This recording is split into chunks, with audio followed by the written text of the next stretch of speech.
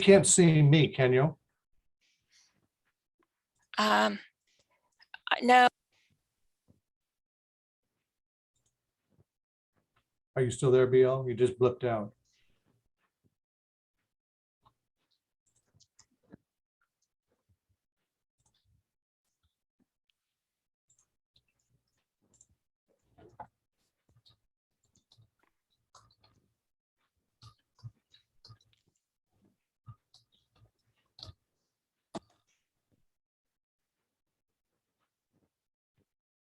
I'm sorry. I got you now. There you go. Now you're fine now. I can hear you. Okay. Yeah, I'm sorry. I unmuted everybody. Sorry, guys. We're still, for some reason, I'm not there. I'm not totally here today. And I'm sorry about that. But hold on a minute. I have some issues with the interpreters and I need to, okay, I need to make sure the interpreters can both talk. It looks to me like you can now. So,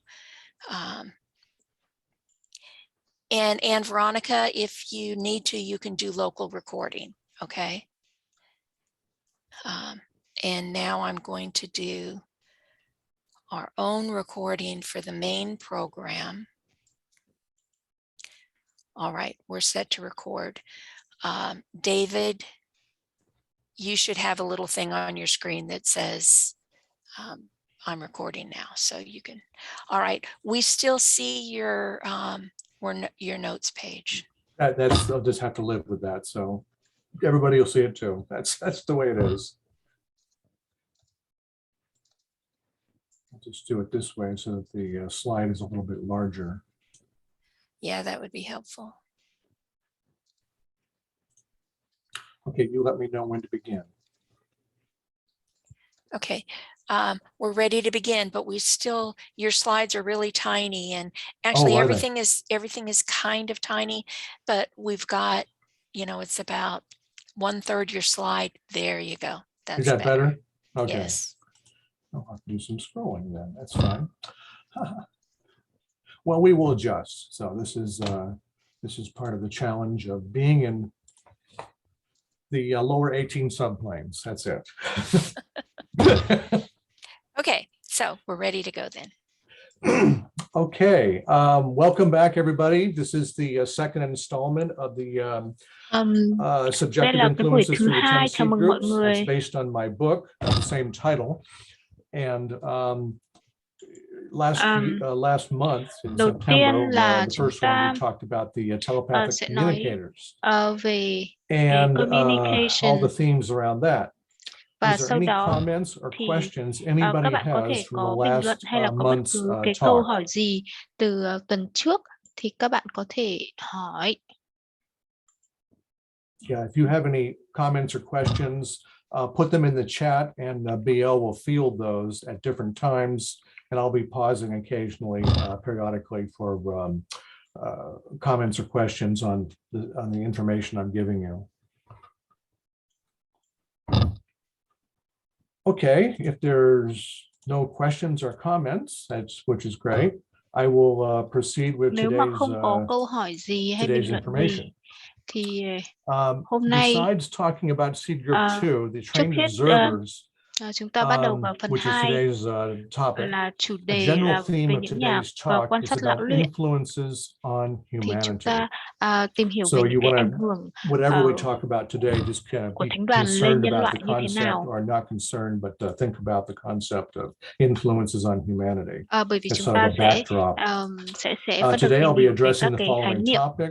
Hôm nay chúng ta sẽ nói về cái giai đoạn của những người mà tiền thân, rồi là của người mà mới, We'll be talking about conclaves. I brought that up last month, and so we'll talk about it in more detail và những cái today. ảnh hưởng lên các cái mãnh lực, rồi We'll là talk about các cái conclaves and their purpose and their importance. Và and then we'll get into mục đích talking cũng about như the là tầm specific quan trọng seed của group nó. number 2, the trained Và observers. sau đó là chúng ta sẽ nghiên cứu về cái nhóm phụng sự hạt giống số 2 là những nhà quan sát đã được huấn luyện, và cuối cùng là cái tầm nhìn mới được nổi lên.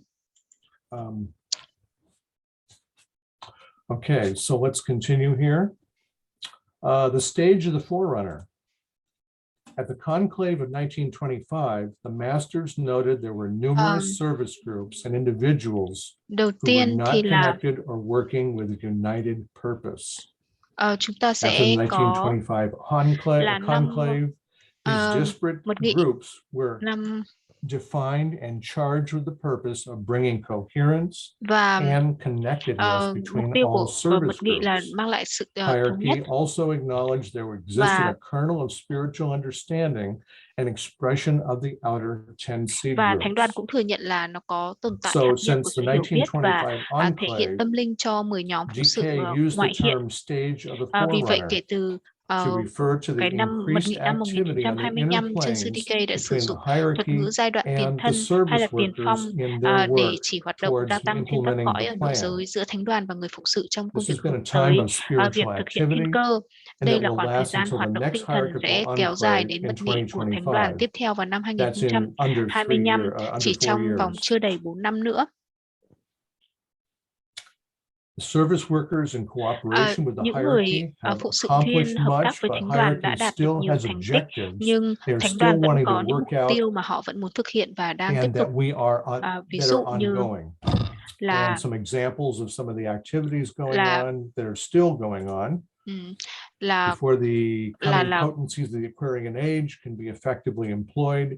Humanity must break down all barriers of separateness, là trước khi những sức mạnh sắp tới này của bảo bình có thể được sử dụng một cách hiệu quả, thì nhân loại phải phá bỏ tất cả các rào cản, sự chia rẽ, cô lập và định kiến đang khiến con người xa cách nhau. Điều này liên quan đến việc trung hòa những hệ tư tưởng đã ép buộc hoặc áp đặt ý chí của họ lên nhân loại bởi các chính phủ và tập đoàn quyết đoán. Và điều này đã khiến nhân loại chủ yếu tập trung vào tất cả các khía cạnh của bản chất hình tướng thông qua thông tin sai lệch. The service workers act as Người phụng sự đóng transmitters vai of trò living là lines người of truyền truth các liên between kết sống động hierarchy của and chân lý humanity, giữa and thánh are đoàn và raising nhân the loại mental và đang life nâng cao of đời sống tinh thần của human tâm thức nhân loại của consciousness mọi of the người, everyday nam và man nữ, and lên một woman năng lực to a hoạt high động cao và functioning thoát khỏi sự phân capacity cực trên cõi cảm xúc and như hiện tại. away from the current astral Người phụng sự polarization. đang giúp nâng cao nhận thức rằng mỗi quốc The gia service phải workers are helping to bring awareness to each nation người phụng sự thì and đang must take giúp nâng cao responsibility nhận or thức rằng realize its mỗi quốc gia responsibility phải nhận and thức in a được trách nhiệm và relationship mối quan hệ by qua lại evoking bằng cách ideas khơi gợi and những ý higher tưởng spiritual values và such giá as trị tinh thần cao cooperation and hơn, goodwill chẳng hạn như and sự right hợp human tác, thiện relations trí through all và the quan 10 hệ con người đúng service đắn groups. qua công việc của 10 nhóm hạt giống Remember, hay I'm nhóm using phụng sự. service group, 10 service groups, Những ý and tưởng 10 này là seed về groups interchangeably. tôi đang dùng tên của hai cái nhóm này thay thế cho nhau.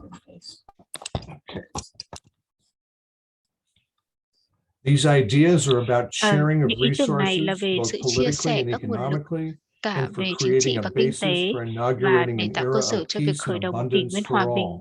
và phong phú cho This tất is cả mọi essentially a người. fourth ray Đây thực action chất là một of hành động bringing order của out of cung 4 chaos. nhằm mang lại trật tự khỏi sự With hỗn this loạn. awareness, it Với develops sự a nhận thức sense of này, nó phát triển tâm internationalism. thức về chủ nghĩa It quốc allows tế. people Điều in the này cho phép political, mọi người economic, trong giao and tiếp chính trị, kinh intercultural tế và communication liên văn sectors hóa the khả ability năng to grasp nắm world bắt affairs các vấn đề thế and the giới effects on và them. những tác động lên chúng. Also helps with bringing forth Nó cũng giúp awareness about cho the effects of nhận thức climate về tác động change của biến and đổi khí even hậu here in the và thậm present, chí ở đây trong information hiện about tại, the spread thông of the tin về sự lây lan của coronavirus. coronavirus. Eventually, the higher impression of Cuối cùng, những goodwill, ấn tượng cao hơn working về thiện together in chí, cooperation, and làm a việc cùng nhau tendency trong sự toward hợp tác unity và xu hướng will result in a tới sự thống paradigm nhất shift sẽ in dẫn đến sự thay consciousness, đổi mô hình where trong tâm thức, humanity will be nơi reoriented con người sẽ được from the định hướng emotional lại từ reactivity to a cảm ứng, more phản ứng cảm xúc mental sang sự hiểu biết understanding tinh thần towards hơn life. đối với cuộc sống. As a result, this would Kết move quả là humanity towards điều này sẽ practicing giúp right thúc human đẩy nhân relations loại in hướng all tới its việc thực hành các activities. mối quan hệ đúng đắn giữa con người với There's much nhau evidence trong people mọi and hoạt động groups của of mình. many nations want to Có nhiều bằng unify, chứng mọi người they và want các to nhóm của create nhiều quốc gia muốn thống nhất, alliances and work tạo in liên minh và làm việc với cooperation và hợp tác towards a với nhau common để goal. hướng tới một mục tiêu chung. While it is interesting to note that the Mặc dù actions điều and thú vị là activities lưu of ý the rằng các service hành động và hoạt workers động của người phụng sự bắt originated nguồn in từ the lĩnh vực chủ subjective quan, realm, we chúng might tôi có also thể ask, what hỏi is the chúng ta có practical thể hỏi lợi benefit ích thực of tế this của thông tin này là information? gì và liệu And do chúng we ta có really thực have sự ảnh hưởng influence đến on các sự kiện trong events cuộc in sống our của chúng ta lives hoặc or trên in thế the giới world? không? The simple message I'm thông điệp conveying đơn giản is mà our tôi đang thoughts and truyền tải actions là do ý nghĩ, influence the hành world, động của chúng whether ta it is có ảnh through hưởng đến individuals thế or giới. groups, such as through political intercourse Cho dù between đó là thông nations, qua các cá nhân hay là activities nhóm, between chẳng hạn như corporations, thông qua quan hệ chính trị giữa các economies, quốc gia, and hoạt intercultural động giữa các tập relations by đoàn và nền kinh scientists, tế và các mối educators, quan hệ liên and văn the hóa của arts. các nhà khoa học, nhà giáo dục và nghệ thuật. Subjective influences. Có các Servers ảnh hưởng chủ participating quan, in world transformation during the stage of the Forerunner, whether những cái người conscious phụ of it sự or not, tham gia vào việc invoking thought chuyển đổi forms, trên các ideas, cái and impressions giai đoạn from the tiền phong trên thế subjective realm giới, or inner thì planes by cho dù turning them into có tâm creative thức hay không thì solutions họ on the có các outer cái suy nghĩ và ý planes. tưởng và ấn tượng từ lĩnh vực chủ quan hoặc Subjective nội ideas giới đang biến implemented chúng by thành the các giải pháp service sáng tạo workers trên are helping to bên ngoài. guide humanity in seeing the limitations and destructive nature of selfishness, Những ý greed, tưởng chủ quan bigotry, do phụng sự viên materialism, thực hiện đang and giúp hướng all dẫn its nhân loại nhìn ra những hạn manifestations. chế và bản chất hủy diệt của tính ích kỷ, They are active tham in all lam, the seed cố chấp groups. và chủ nghĩa duy vật và tất cả những biểu hiện của nó. Họ Although đang hoạt these động ideas ở tất cả ultimately các aid in the nhóm hạt redemption and giống. upliftment of Mặc dù những ý humanity, tưởng này cuối the cùng đã thought hỗ forms trợ of trong the việc cứu service chuộc, workers nâng nhân loại ironically lên come cao, into nhưng conflict chớ trêu thay, with các hình those tư who tưởng hold của người on to phụng sự lại mâu thuẫn materialism với những người and the giữa form nature. giữ chủ nghĩa duy vật và bản chất của As a hình result, tướng. this causes Kết quả friction, là điều này gây ra tension, xích mích, and căng crisis thẳng in the và khủng political, hoảng trong các social, lĩnh vực chính trị, cultural, xã and hội, văn economic hóa sectors of và kinh tế society của around các the xã hội trên world thế giới, bởi by those who are wanting những to người implement đang the muốn tiến spiritual hành energies of đưa các goodwill, năng lượng tinh thần của cooperation, thiện chí, understanding, hợp tác, and hiểu biết tolerance và bao dung into the vào tâm trí public's công mind. chúng. Through this mindset, the political, economic, and Thông qua social tư duy này, environment môi trường chính trị, can be kinh tế và influenced xã by the hội values có we thể bị accept ảnh hưởng and bởi live các giá trị by. mà chúng ta chấp nhận và sống theo. Inevitably, they will create a Chắc chắn họ sẽ spiritual-oriented tạo ra một nền văn minh civilization có based định on hướng right tinh human thần dựa trên relations các mối quan hệ đúng and đắn giữa a con người natural và outcome một kết quả tự with nhiên với thái độ chúng ta sẽ giải we quyết will được, work it out đặc together biệt là cùng attitude. nhau. Ở đây thầy nhấn mạnh Does anybody have cùng any nhau. questions at this point? Ở đây có ai có câu hỏi gì ở đoạn này I không? don't see any or hands up or anything yet. Tôi không nhìn No thấy problem. một Okay, we'll continue. một cái cánh tay nào giơ lên, vậy thì chúng ta Three sẽ đi tiếp. types of force. Chúng ta có 3 loại mãnh lực. As mentioned in last month's Như talk, là there are three types of force tôi clashing đã in nói the là trong world cái today. tháng trước chúng ta có 3 loại mãnh GK lực mà talks đang đối about, chọi GK or nhau Alice trong Bailey, in ngày Treatise Me nay Like Magic. ở trong They cuốn talk about sách the three ảo cảm của forces. thế gian, những The vấn đề first ảo one cảm của thế being gian hay or sao? emanating from the Số holders of the ảo old cảm tradition 330, who 331 thì emphasize có the là forms and the mãnh lực past, phát ra từ and những người nắm which quyền produces the nắm giữ destruction truyền of thống those cũ, những người forms. nhấn mạnh vào các hình That thức is, và those quá who khứ tạo resist ra or sự hủy reject diệt all của các hình forms thức of đó, change. những người chống They lại want to hoặc keep từ the chối status mọi hình quo. thức thay đổi. The second force Và is mãnh lực thứ emulating, hai is emanating from the inner group of mystics. là Mystics phát is a ra term từ các that nhóm nhà GK thần bí bên used, trong, trang who, 331, under the là guidance những of the người planetary dưới sự hướng hierarchy, dẫn của thánh đoàn are hành tinh building đang xây dựng các the hình new thái thought form and và cấu structures. trúc tư duy mới. The third force he talked Và about was mãnh lực thứ emanating from ba the masses of là mãnh lực humanity phát ra từ who quần chúng nhân belong to loại, neither những group người and không who thuộc are nhóm wielding nào force và as yet đang sử dụng vũ blindly lực and một cách mù often quáng và unwisely. thường không thận trọng. Hoặc là This mãnh can lực create chaos in điều này society có thể tạo ra until hỗn loạn such trong xã time as hội they cho recognize đến those khi họ nhận constructive ra những kênh channels mang tính into which xây it can dựng be mà nó có wisely thể được poured. đổ vào một cách For khôn this to ngoan. happen, there Để needs điều to be này diễn ra thì cần spokespersons to có người guide phát the ngôn để hướng unknowing dẫn công public chúng, in những người the chưa biết right đi đúng direction. hướng.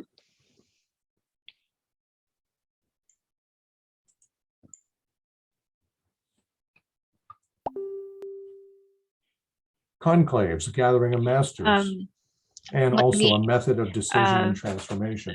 các cuộc mật nghị David. chính là các Yes, cái go phương pháp ahead. Sorry, ra quyết định Yvonne's got và her chuyển hand đổi. up. Oh, go Có ahead. một người có câu hỏi gì đó. Does she want to? No, I didn't really have it up. I was trying to see what this reactions button did. David, we're seeing all of your notes and everything. I know that we don't have any control of that. We're fine. No, I don't really have my hand up. I was trying to figure out how to do that with the reactions button. So I'm sorry. Okay, I put it down for you.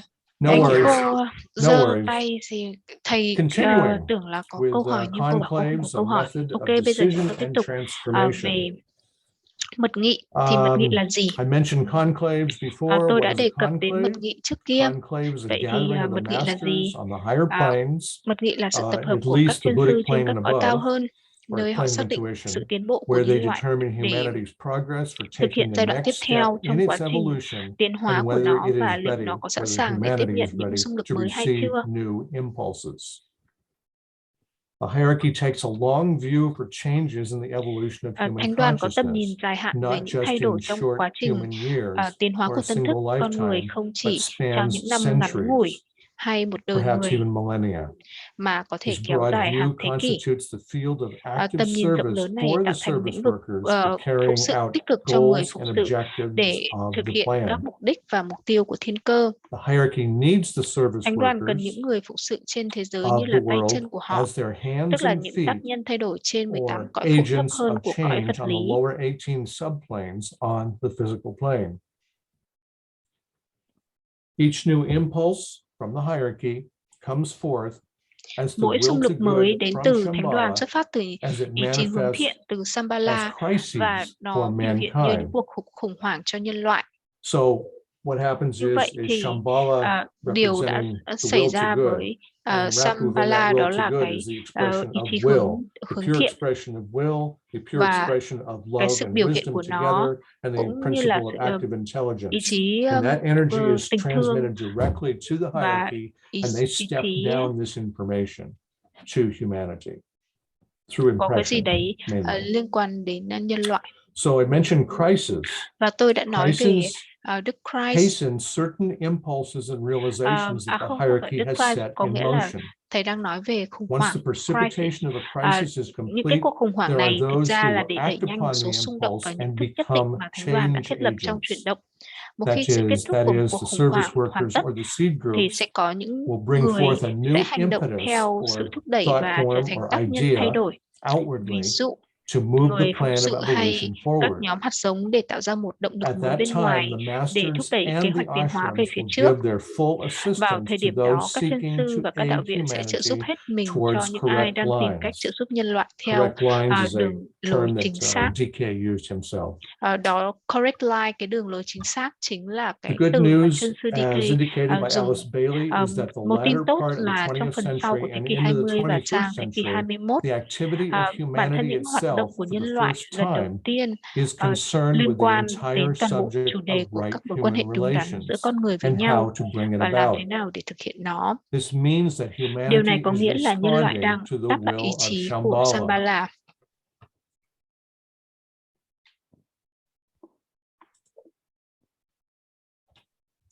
Earlier conclaves and their Các cuộc outcomes. mật nghị trước kia và kết quả của chúng. The Tibetan states that since Chân sư Tây Tạng nói rằng 1425, kể từ năm the hierarchy has 1425, met in Thánh đoàn đã conclave gặp nhau tại mật at the nghị 25th vào year of năm thứ each 25 century. của mỗi thế kỷ. To get a sense of previous Để hiểu impacts, rõ let's về các tác briefly động trước review the đây, hãy cùng conclaves from xem xét ngắn gọn các bản kết 1425 luận từ to năm 1925 1425 and see how đến some năm of the resultant 1925 effects on và xem một số humanity. tác động kết quả của nó lên nhân loại. In the early 15th century, Vào đầu that thế kỷ is 15, tức là 1425, năm 600 years ago, 1425, nhân loại bị phân mankind mảnh was và trỗi fragmented and dậy emerging từ from the thời dark kỳ kỷ nguyên ages. bóng tối. This is a Đây metaphor for the là limited một phép amount ẩn of dụ light cho lượng ánh sáng hạn chế or tác động đến knowledge tâm or thức của con wisdom người vào thời impacting điểm human đó. consciousness at that time. At the conclave of 1425, hierarchy decided it would Mật nghị của reappear Thánh đoàn năm in the year 1425 đã 2025. quyết định sẽ xuất hiện trở The lại vào third năm ray, or the 2025. expression of the Phong third ba ray bắt began đầu to xuất hiện. manifest. Gutenberg phát minh Gutenberg ra máy invents the in, printing press, prints the first Bible, in and cuốn kinh this thánh đầu provided tiên, a stimulation of the và lower điều mental này đã cung plane. cấp một sự kích thích lên cõi To the hạt khí trên masses, quần chúng, albeit limited, mặc dù nó chỉ là vẫn còn giới hạn. on other Mặt fronts, khác, there was khi social đó and đã diễn religious ra sự thay change, đổi về and xã new hội trade và routes tôn opened up, giáo, which và resulted các in the tuyến beginning đường of the thương mại age of mới được mở discovery ra, for Europeans, dẫn đến sự khởi đầu and của this kỷ all nguyên khai resulted in phá an cho người châu expansion of Âu. consciousness. Tất cả những điều này đều dẫn đến sự Now, mở to be rộng tâm thức. fair, the Nó một cách emerging from công the Dark bằng Ages thì is a cái term that sự largely refers to the European nổi lên của cái thế lực bóng states tối thì có in liên the quan đến European cái sự continent. thành lập There was của already Liên an minh age of enlightenment Liên minh happening châu in Âu, the Middle East, bởi vì là in Iran, từ cái thời what we kỳ call Trung Cổ, Iran cái today, thời kỳ đen tối and also cho đến with cái ngày the nay, và khi Chinese mà civilization. rồi là đến cái nền văn minh của And Trung that goes Hoa, back at least to the 11th thì century. Thì có lẽ For là chúng ta the phải đi về conclaves of phía tận thế 1525 kỷ to thứ 11, 1725, và chúng ta đi tiếp theo Hierarchy's đến cái thời objective kỳ was mật nghị to năm hasten the 1525 đến urge năm to integration 1725. Mục tiêu của thánh đoàn là and to thúc đẩy produce sự thôi thúc synthesis and hướng tới hội nhập unification in the và world of tạo ra thought sự tổng and hợp và allow thống the nhất trong higher thế giới tư divine tưởng, và life cho phép into sự sống thiêng being. liêng cao hơn ra đời. They saw great explorations Và of the họ physical world, which nhìn resulted thấy in có the những age of cái discovery by sự Da tổng Vinci, hợp và những khám Copernicus, phá Galileo, vĩ đại về thế and giới vật chất Francis là kết quả Bacon. của kỷ nguyên khai Francis Bacon, sáng who bởi Da founded the Vinci, scientific method. Copernicus và They inaugurated Galileo an và era of Francis Bacon intelligent thought là những người đã through sáng lập ra phương inquiry pháp and khoa học. discovery. So the Họ đã mental mở đầu plane một of kỷ nguyên humanity của tư tưởng became to thông be minh qua stimulated. việc The tìm hiểu majority và of khám humanity, of phá. course, was Với thời đại still khai sáng hay lý trí này thì điều này đã foundering đánh thức with their tâm thức animal con người nature and về sự công nhận aspiring tự do toward thiết yếu coming của nó toward bởi their các triết gia như là astro-emotional Descartes, energy and their Spinoza, expression. Jefferson, Voltaire và With the age Rousseau. of enlightenment of reason, this awakened human consciousness to the recognition Ở of its đây thầy essential nói freedom về cái by thời kỳ khai philosophers sáng, such hay là as cái thời kỳ Descartes, mà chúng ta sử Spinoza, dụng Jefferson, lý trí rất là Voltaire, and nhiều. Rousseau. Và chính cái thời kỳ này nó And we đã đánh saw thức tâm thức con the người. seventh ray influence began as Và an sau influence đó thì in ảnh hưởng của cung 7 bắt đầu như một 1675. ảnh hưởng vào năm 1675. At the Conclave of Và mật 1825, nghị năm humanity was impulsed 1825, by an outpouring of the nhân loại bị Christ thúc đẩy bởi sự consciousness tuôn xuống của tâm and a thức tendency toward Christ, goodwill, xu cooperation, hướng thiện and the chí, hợp tác energies of will và sức began mạnh to của ý impact chí bắt human đầu tác động đến tâm consciousness. thức con người. The worldly influences from Những the ảnh hưởng thế 19th gian into the từ thế 20th kỷ century 19 were đến thế kỷ the 20 spread of là idealism, sự lan rộng của the chủ nghĩa lý creation of tưởng, labor sự welfare hình thành các phong movements trào lao for the động, common phúc good lợi and vì human lợi ích betterment. chung và There sự was the tốt đẹp rise của of con người. industrialization, Đã có sự trỗi or the dậy age của of công nghiệp hóa industrialization began và in tăng năng Europe suất, predominantly, and which resulted in increased productivity, rồi thịnh and vượng và đô thị urbanization. hóa. There was also the Rồi Darwinian cũng có understanding cái of sự hiểu man's biết form của nature, and it became the Darwin về bản prevailing chất hình tướng của scientific con người đã philosophy. trở thành triết lý khoa học thịnh hành From thời the đó. esoteric side, Nhưng còn there về was the spread, this is the phía 19th khoa học century và nội now, môn bí truyền the thì spread of lần esoteric đầu tiên knowledge of sự the truyền masters bá and the kiến thức đến hierarchy bí truyền của các chân sư gave hay to của các vị humanity trong the thánh đoàn, concept of các đệ tử discipleship và and đình đạo đồ initiation. đến với This công came into the chúng. public's knowledge Như for các the bạn đã first thấy time. là Blavatsky đã xuất Before that, it bản was basically very cuốn, secret. It was quite bởi vì occult. trước đó thì And tất only cả các cái kiến thức này certain đều hoàn toàn rất people and là certain bí groups mật, very isolated from và humanity knew about và these họ hoàn toàn ideas. là cô lập mình ra khỏi You công saw chúng. Helena Blavatsky publishing The Ví Secret dụ như là các Doctrine, bạn đã thấy and là there bắt was đầu the từ thời birth of kỳ này three chúng ta esoteric có schools: Blavatsky xuất bản the cuốn giáo Theosophical lý Society thí in nghiệm 1875, và sự ra đời Agni của Yoga 3 trường Society phái in bí truyền, đó là 1920, Hội Thông Thiên Học and the năm Arcane School and the 1875, Lucis Hội Trust Agni in Yoga năm 1923. 1920 và trường Arcane năm Now, I 1923. note that these are positive Tôi cũng muốn developments for lưu ý mankind, các but bạn we ở should đây not là mặc forget in dù the đây là những background, phát triển tích which cực đối với means the nhân loại, chúng background ta of cũng không nên history quên going rằng back sau đó là centuries, những vấn đề lớn về chiến there were tranh, great problems sự of tàn ác war, và lạm dụng. cruelty, and abuse. With the emergence of light Nhưng and với sự xuất hiện evolutionary của sự change, thay it đổi brought great ánh sáng và sự friction, tiến and hóa, there was a great thì friction that countered cái it sự with the xung light đột lớn also. đã So nảy you sinh have để these chống things lại that nó, cause great stimulation in nên human chúng ta có thể consciousness coi for đây the gần age như of là một cái nguồn discovery, lực the age of enlightenment. thúc đẩy để Inventions and đưa tới discoveries giác took ngộ. place. And this also caused, with the Và rise of technology, which I'll go into a little bit more, và ở caused đó thì also chúng ta stimulation and sẽ tensions thấy within là society, nhờ có công interestingly nghệ enough. mà nó cũng được thúc đẩy cao hơn. Are there any comments or questions at this Có point? bình luận hay là câu hỏi gì không? No, I still don't see anything there. All right. Continuing. Vậy thì chúng ta có thể tiếp tục. So the last Cho nên conclave that cái cuộc was vật nghị cuối cùng và gần đây was nhất in 1925. là vào năm 1925. And that's basically 1925 to the present here in Cho đến 2021. tận bây giờ. Due to the outpouring energies and impacts from hierarchy and Shambhala, the following developments have taken place since 1925. We saw the formation of the nuclear servers, which I shortened to say the service workers. Hierarchy decided that the service workers should become builders of the new age. They are guided by hierarchical impulse and ashramic purpose. In the early 1930s, the concept of the 10 seed groups or service groups and their ashramic influence on the physical plane was identified and founded. The actual year was 1931, according to GK. This has been a time for the inflow of the Christ principle or love wisdom and the inflow of the will energy from Shambhala to influence man's thinking and activities. This resulted in the creation of movements toward peace, goodwill, philanthropic effort, and awakening of the masses of men around the issues of brotherhood. Quần chúng xung quanh các vấn đề về tình huynh đệ. 1960s to the present, vào khoảng những năm 1960 cho đến nay, những người đã nổi lên, những người dẫn dắt các đệ tử bắt đầu xuất hiện thông qua phong trào tiềm năng con người. Đó là thời kỳ xây dựng các mạng lưới bí truyền và các quan điểm triết học đang được mở rộng. Chúng ta đã thấy sự mở rộng của khái niệm thanh lọc nội tâm bằng cách tẩy rửa cá nhân, ảo tưởng, ảo cảm hay cái đầu là ảo lực, ảo cảm và ảo tưởng. Nhiều con đường tâm linh đang phát triển mạnh.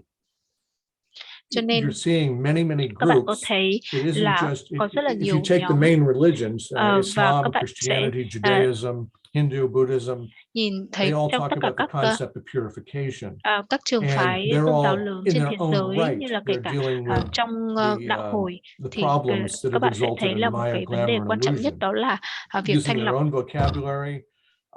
It causes people to be challenged to go through their changes and to come to realize who they are spiritually. We've still got a long way to go, needless to say, but these are ideas that nhưng mà đây là cái ý in the tưởng 20th mà đã century that we still work nổi lên with vào today. những năm 1920 cho đến nay. Other parallel activities and Và các developments cái hoạt in động song civilization song from khác phát triển 1925 to the trong thời present kỳ nền văn minh từ năm also related to the 1925 đến stage of nay the Forerunner. cũng liên quan đến cái giai đoạn We saw the tiền thân discovery này, of nuclear là sự power khám phá and năng lượng space hạt nhân và exploration khám phá begins.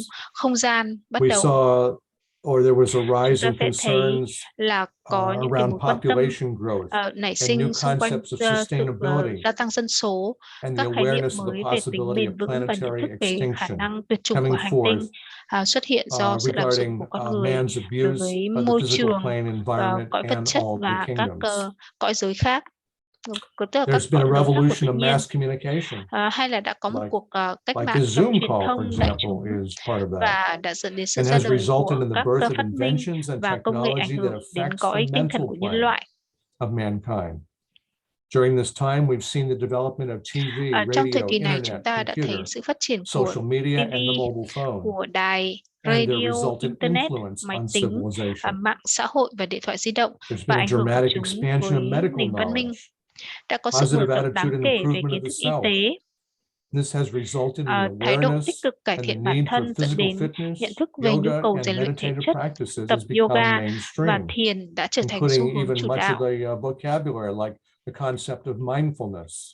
Chúng ta sẽ có cái khái niệm We saw về in the chánh niệm, 20th century, we và saw great movements that were founded on ở civil đó chúng rights, ta thấy các cái phong voting trào and lớn đã women's được thành lập, rights, như là quyền công education dân, for quyền all, bầu and cử environmentalism. và quyền của phụ These nữ, all equate to an giáo externalization dục of cho tất cả mọi subjective người và chủ nghĩa môi ideas and trường. concepts Tất that cả help đều to unify tương đương với humanity. việc ngoại lai hóa những ý tưởng và khái niệm chủ quan giúp thống nhất Any nhân loại. questions or comments on this? Có câu hỏi hay là bình luận nào về cái đoạn này không?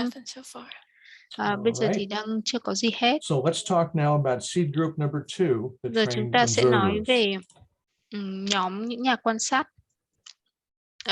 Nhóm hạt giống số 2. Esotericists know that the astral plane, like a thick fog, is made Những up of người the theo thuyết energies of bí glamour truyền and đều biết rằng illusion. là cõi cảm dục giống The như một làn primary sương mù dày objective đặc, of the trained observer được tạo thành is từ to năng lượng penetrate the của sự fog quyến of the rũ và astral ảo plane tưởng. with a bright light of the soul. Mục tiêu chính của người quan sát được đào tạo là xuyên qua lớp sương mù của cõi cảm dục với ánh sáng rực rỡ của linh hồn. Bằng cách đưa ánh sáng của linh hồn vào nơi tối tăm, nó cung cấp kiến thức trực tiếp, sự thật, sự hiểu biết và cách giải thích đúng đắn. Để thực hiện công việc này, quan sát viên được đào tạo sử dụng quan sát đúng các sự kiện và tình huống và rút khỏi trung tâm hoạt động của các sự kiện của 18 cõi phụ thấp. Và anh ta và y sẽ trở thành người quan sát và sau đó phát ra sự thật từ cấp độ của linh hồn.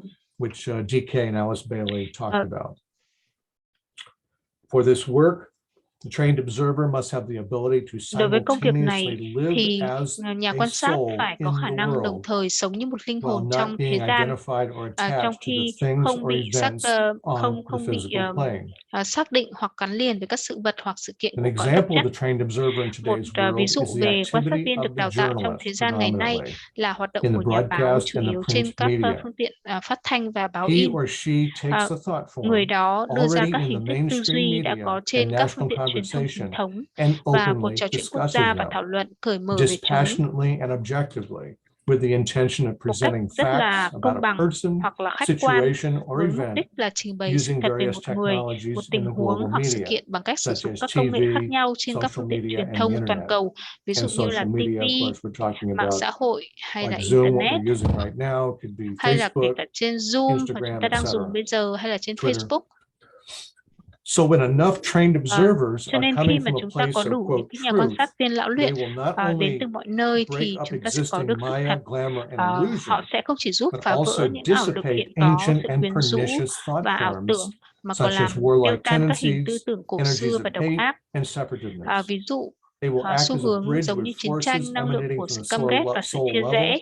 Họ đóng vai trò như một cầu nối với các lực lượng phát ra từ cấp độ linh hồn.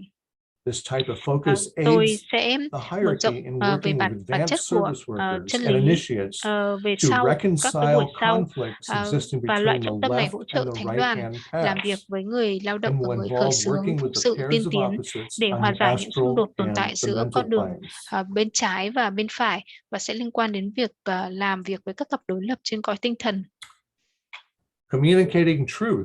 Và tiếp theo là chúng ta truyền đạt sự thật bằng cách nào?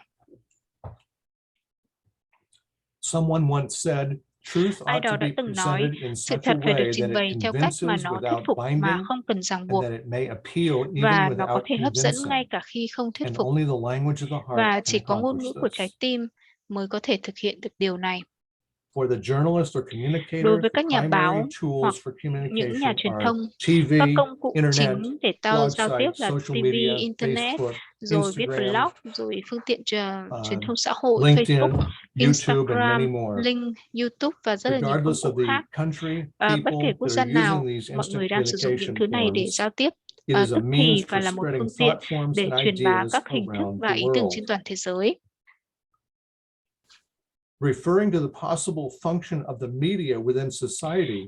Đề cập đến chức năng có trách nhiệm của truyền thông trong xã hội, vào năm 1971, thẩm phán tòa án tối cao Hoa Kỳ Hopper đã bình luận về việc phát hành các báo cáo của Lầu Năm Góc bởi New York Times. Ngài nói rằng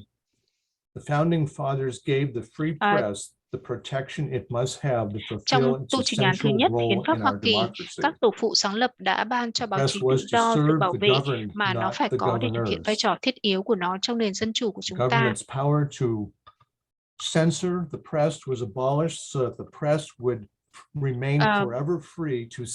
Báo chí là để phục vụ các thống đốc, không phải là các thống đốc.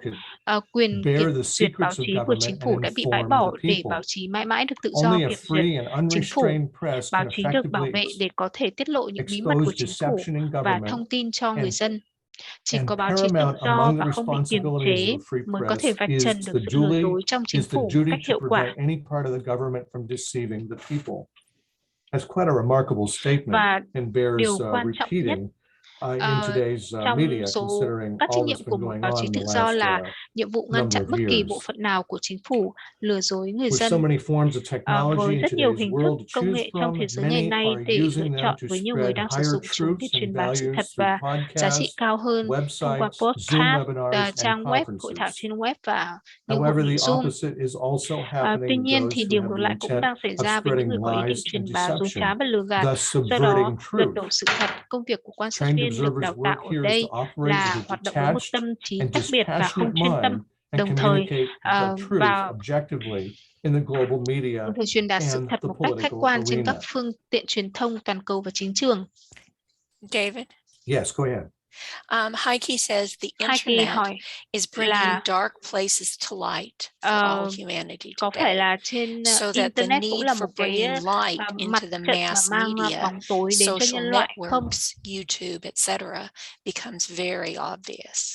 Và cho nên nó cũng cần phải được mang ánh sáng thông qua các cái phương tiện này, đúng không? Somebody says, "Oh well, there was no insurrection that took place on January 6th in the United States không Capitol." có chuyện gì đã There are xảy some ra vào people who still ngày say 6 that, tháng and 1 there are other ở people nước saying, Mỹ. yes, there was, Nhưng mà and có by người nói definition là that was sedition, có. and the legal words and the legal terminology. So countering those two things there are basically you're countering two different forces, the force of light and the force of the darkness, or the Ở force đây of có the thể nói light là of cái truth bãi or the chiến light of trường the giữa deception. lực lượng So của ánh sáng we're và working with those lực lượng của bóng tối. energies Và esoterically, and chúng yes, ta the internet thực is sự definitely among all the different other forms of social media is a means for, interestingly enough, causing a tension.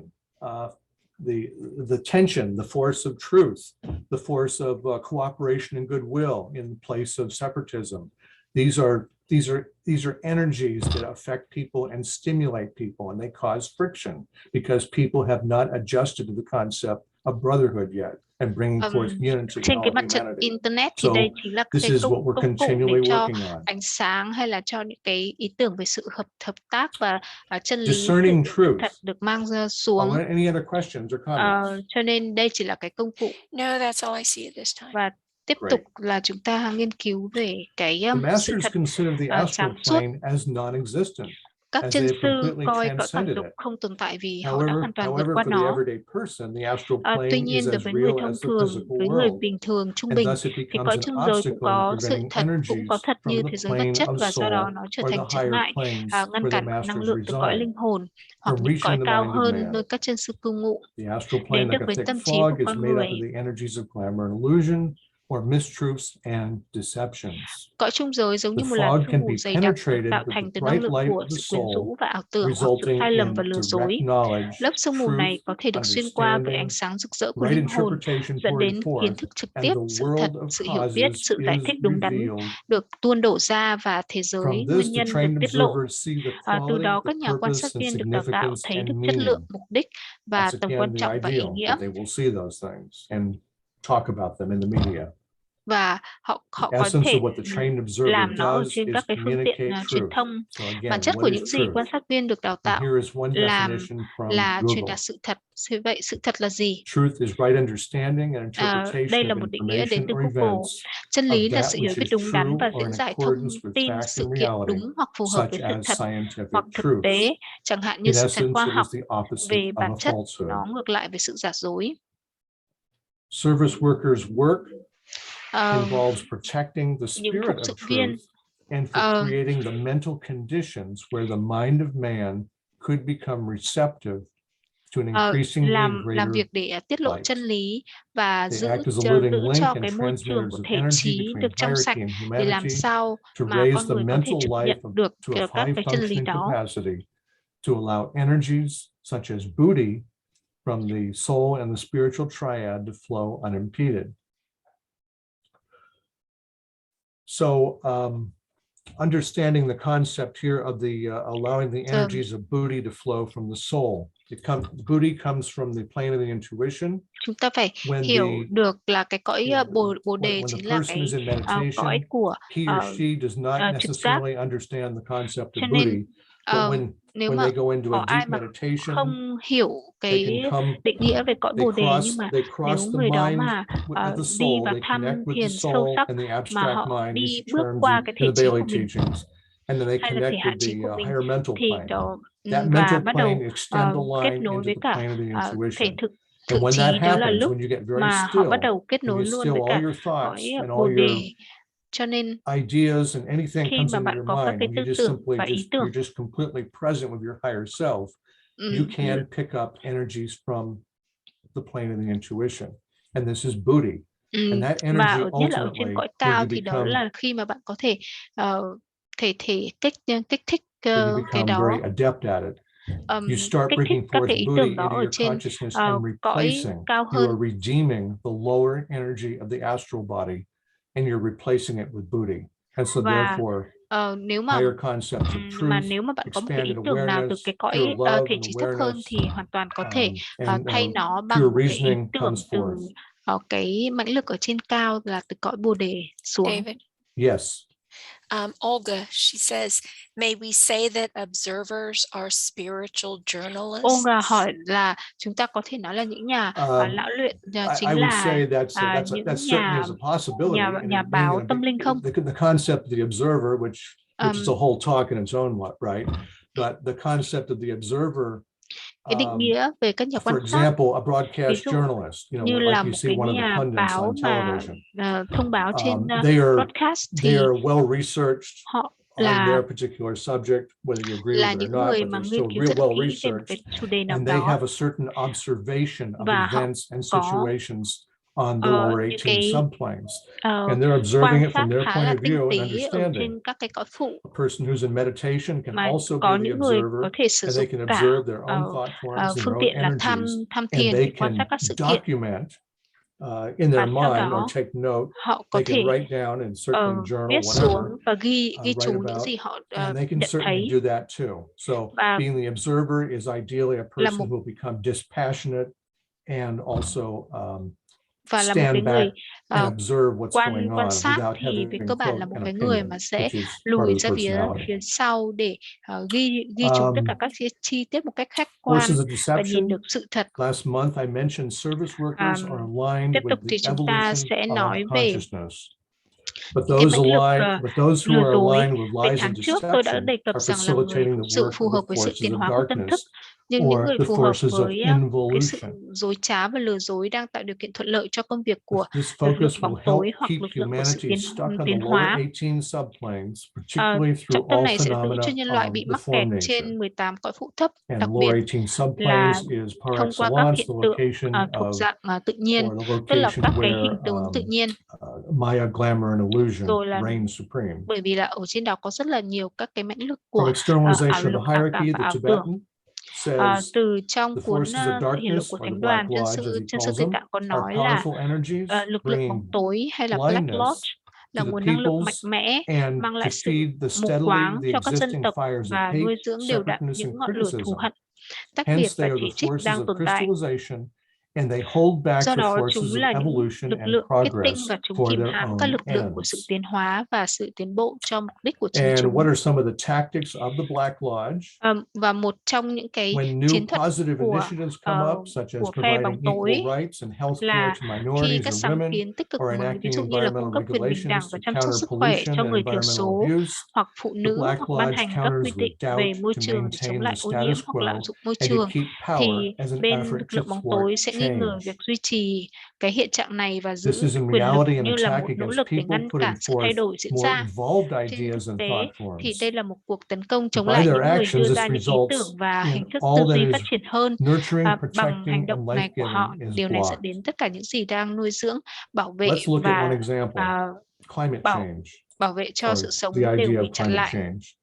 Chúng ta hãy United xem một ví Nations dụ and most như là countries biến đổi around khí the hậu. world Liên Hợp have Quốc conducted scientific và hầu hết studies các and quốc gia conclude trên the thế world is giới already đã tiến hành experiencing các the nghiên effects cứu of khoa học severe và kết luận climate rằng change. thế giới đang trải qua những tác However, động in the của biến United đổi khí hậu States, nghiêm many trọng. conservatives Tuy nhiên, say climate ở change Mỹ, is a hoax, nhiều đảng viên bảo or that thủ the nói science rằng is biến đổi neither khí hậu there là một trò or lừa is bịp, ambiguous. hoặc rằng Upon khoa học entering office in không có 2017, ở đó President hoặc là Trump mơ hồ. Then President Trump relaxed Và sau đó regulations that khi nhậm regulate chức the vào coal năm and oil industries 2017, and allowing Tổng them thống essentially Trump to đã nới pollute lỏng at các will. quy định điều chỉnh This was về also the các ngành công policy nghiệp under than George và dầu W. mỏ, Bush cho phép chúng gây ô in nhiễm về cơ bản theo 2001. ý muốn của ngài. And to this day, virtually all Đây cũng là chính sách legislation to dưới curb thời pollution Tổng or thống George impose Bush restrictions vào on năm industry are blocked. 2001 cho đến ngày nay. Hầu It như is tất cả interesting các to luật note that để hạn separate chế ô nhiễm reports from hoặc the áp đặt các Pentagon, the hạn chế đối với CIA, ngành công nghiệp đều bị NASA, chặn and lại. NOAA, Điều thú vị cần lưu ý là that các is báo the cáo riêng biệt từ Lầu Năm National Góc, Oceanic and CIA, Atmospheric NASA, NOAA Administration, và Ủy ban United Cố vấn States cho agency, đánh giá khí hậu quốc gia bền and the vững được tạo Advisory ra dưới Committee for the đời Sustained Tổng National thống Climate Obama Assessment vào created năm under President Obama 2015, in phản đối 2015 chính trị của Đảng run Bảo thủ counter to và thừa nhận politics khí of hậu the thế giới đang thay conservatives đổi. and acknowledge the world's Tất cả climate các báo cáo is chỉ ra rằng biến changing. đổi khí hậu sẽ ảnh hưởng And đến that all an of the ninh reports của indicate climate change will affect NATO national và nền security kinh and tế the Hoa United Kỳ và States giết chết economy, hàng nghìn người not to Mỹ mention the world's trừ economy, khi có các biện and pháp. kill thousands of Americans unless measures are taken.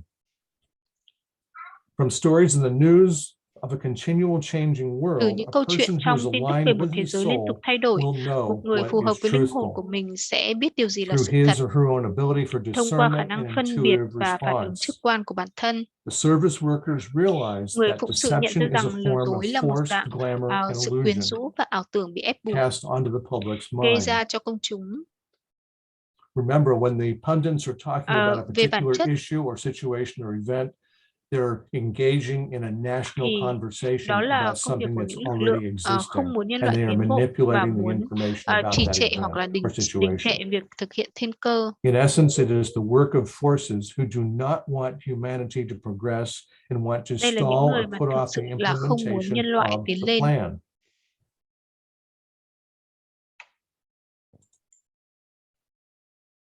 Any comments or questions Bình anybody luận has hay là at this câu point? hỏi nào vào thời điểm này không? No, I don't see anything right now. Không, tôi All right. không thấy một cái gì hết.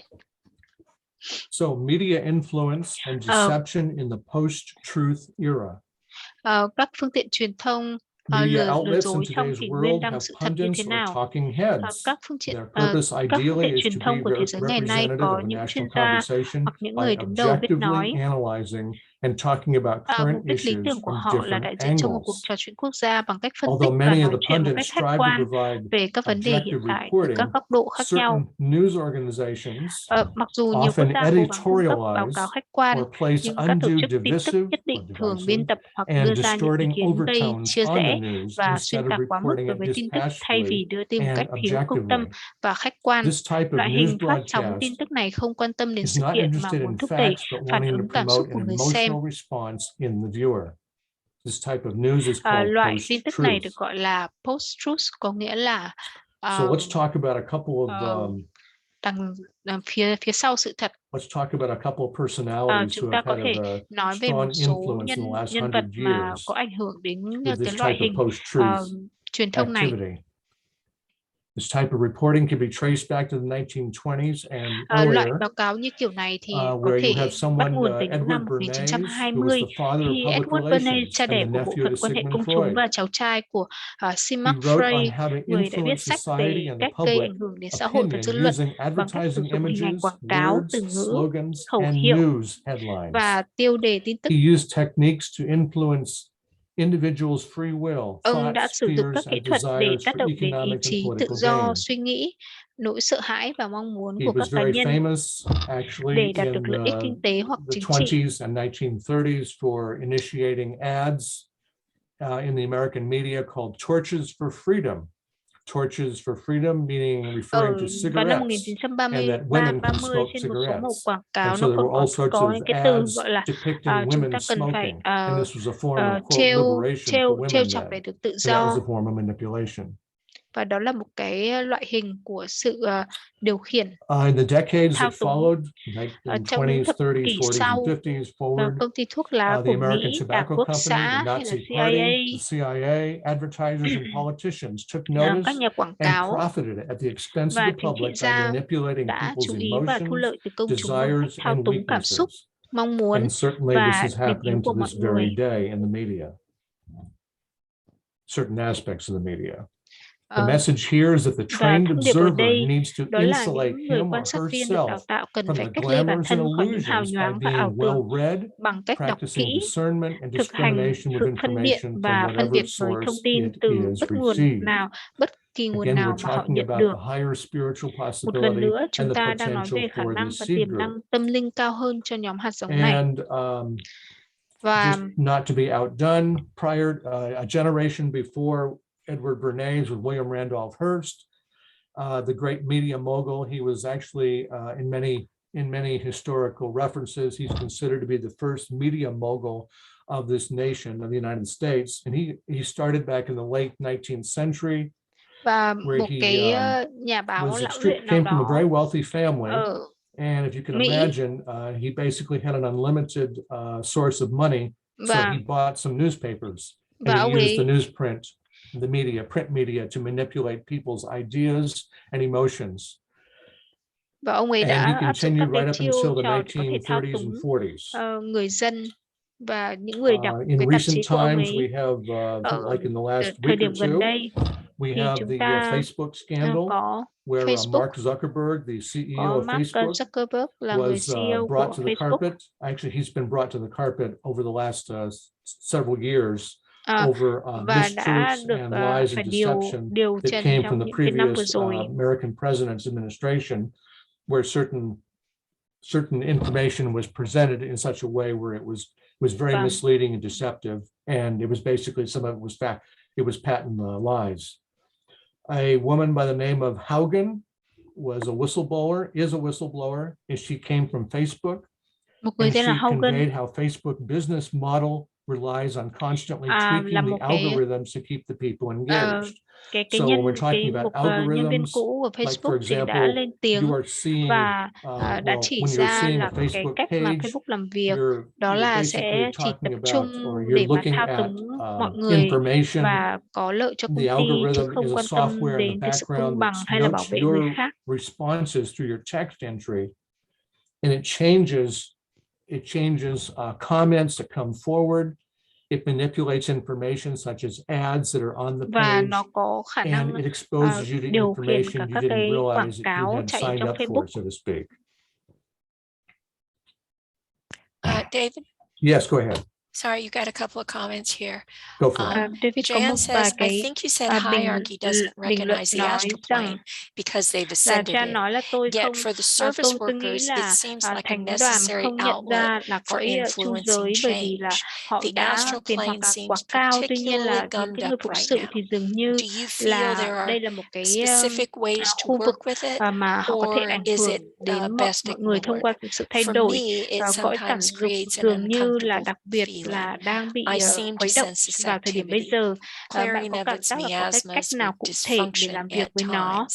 hay It's là phải unpleasant. bỏ qua nó? Oh, Tôi you nghĩ just said a là mouthful. Yes, the astral plane to the hierarchy does not exist because they've completely transcended it. That is a factual statement because if you think about đúng là when nó you go không through tồn the tại path of đối với những probation người and discipleship ở and then trên initiation, thánh đoàn, what với you're những learning người to điệp đạo đồ.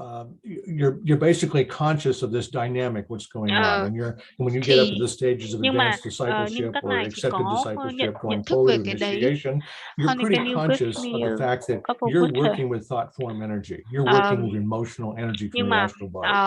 And yes, you have your own Maya, glamour, and illusion transform.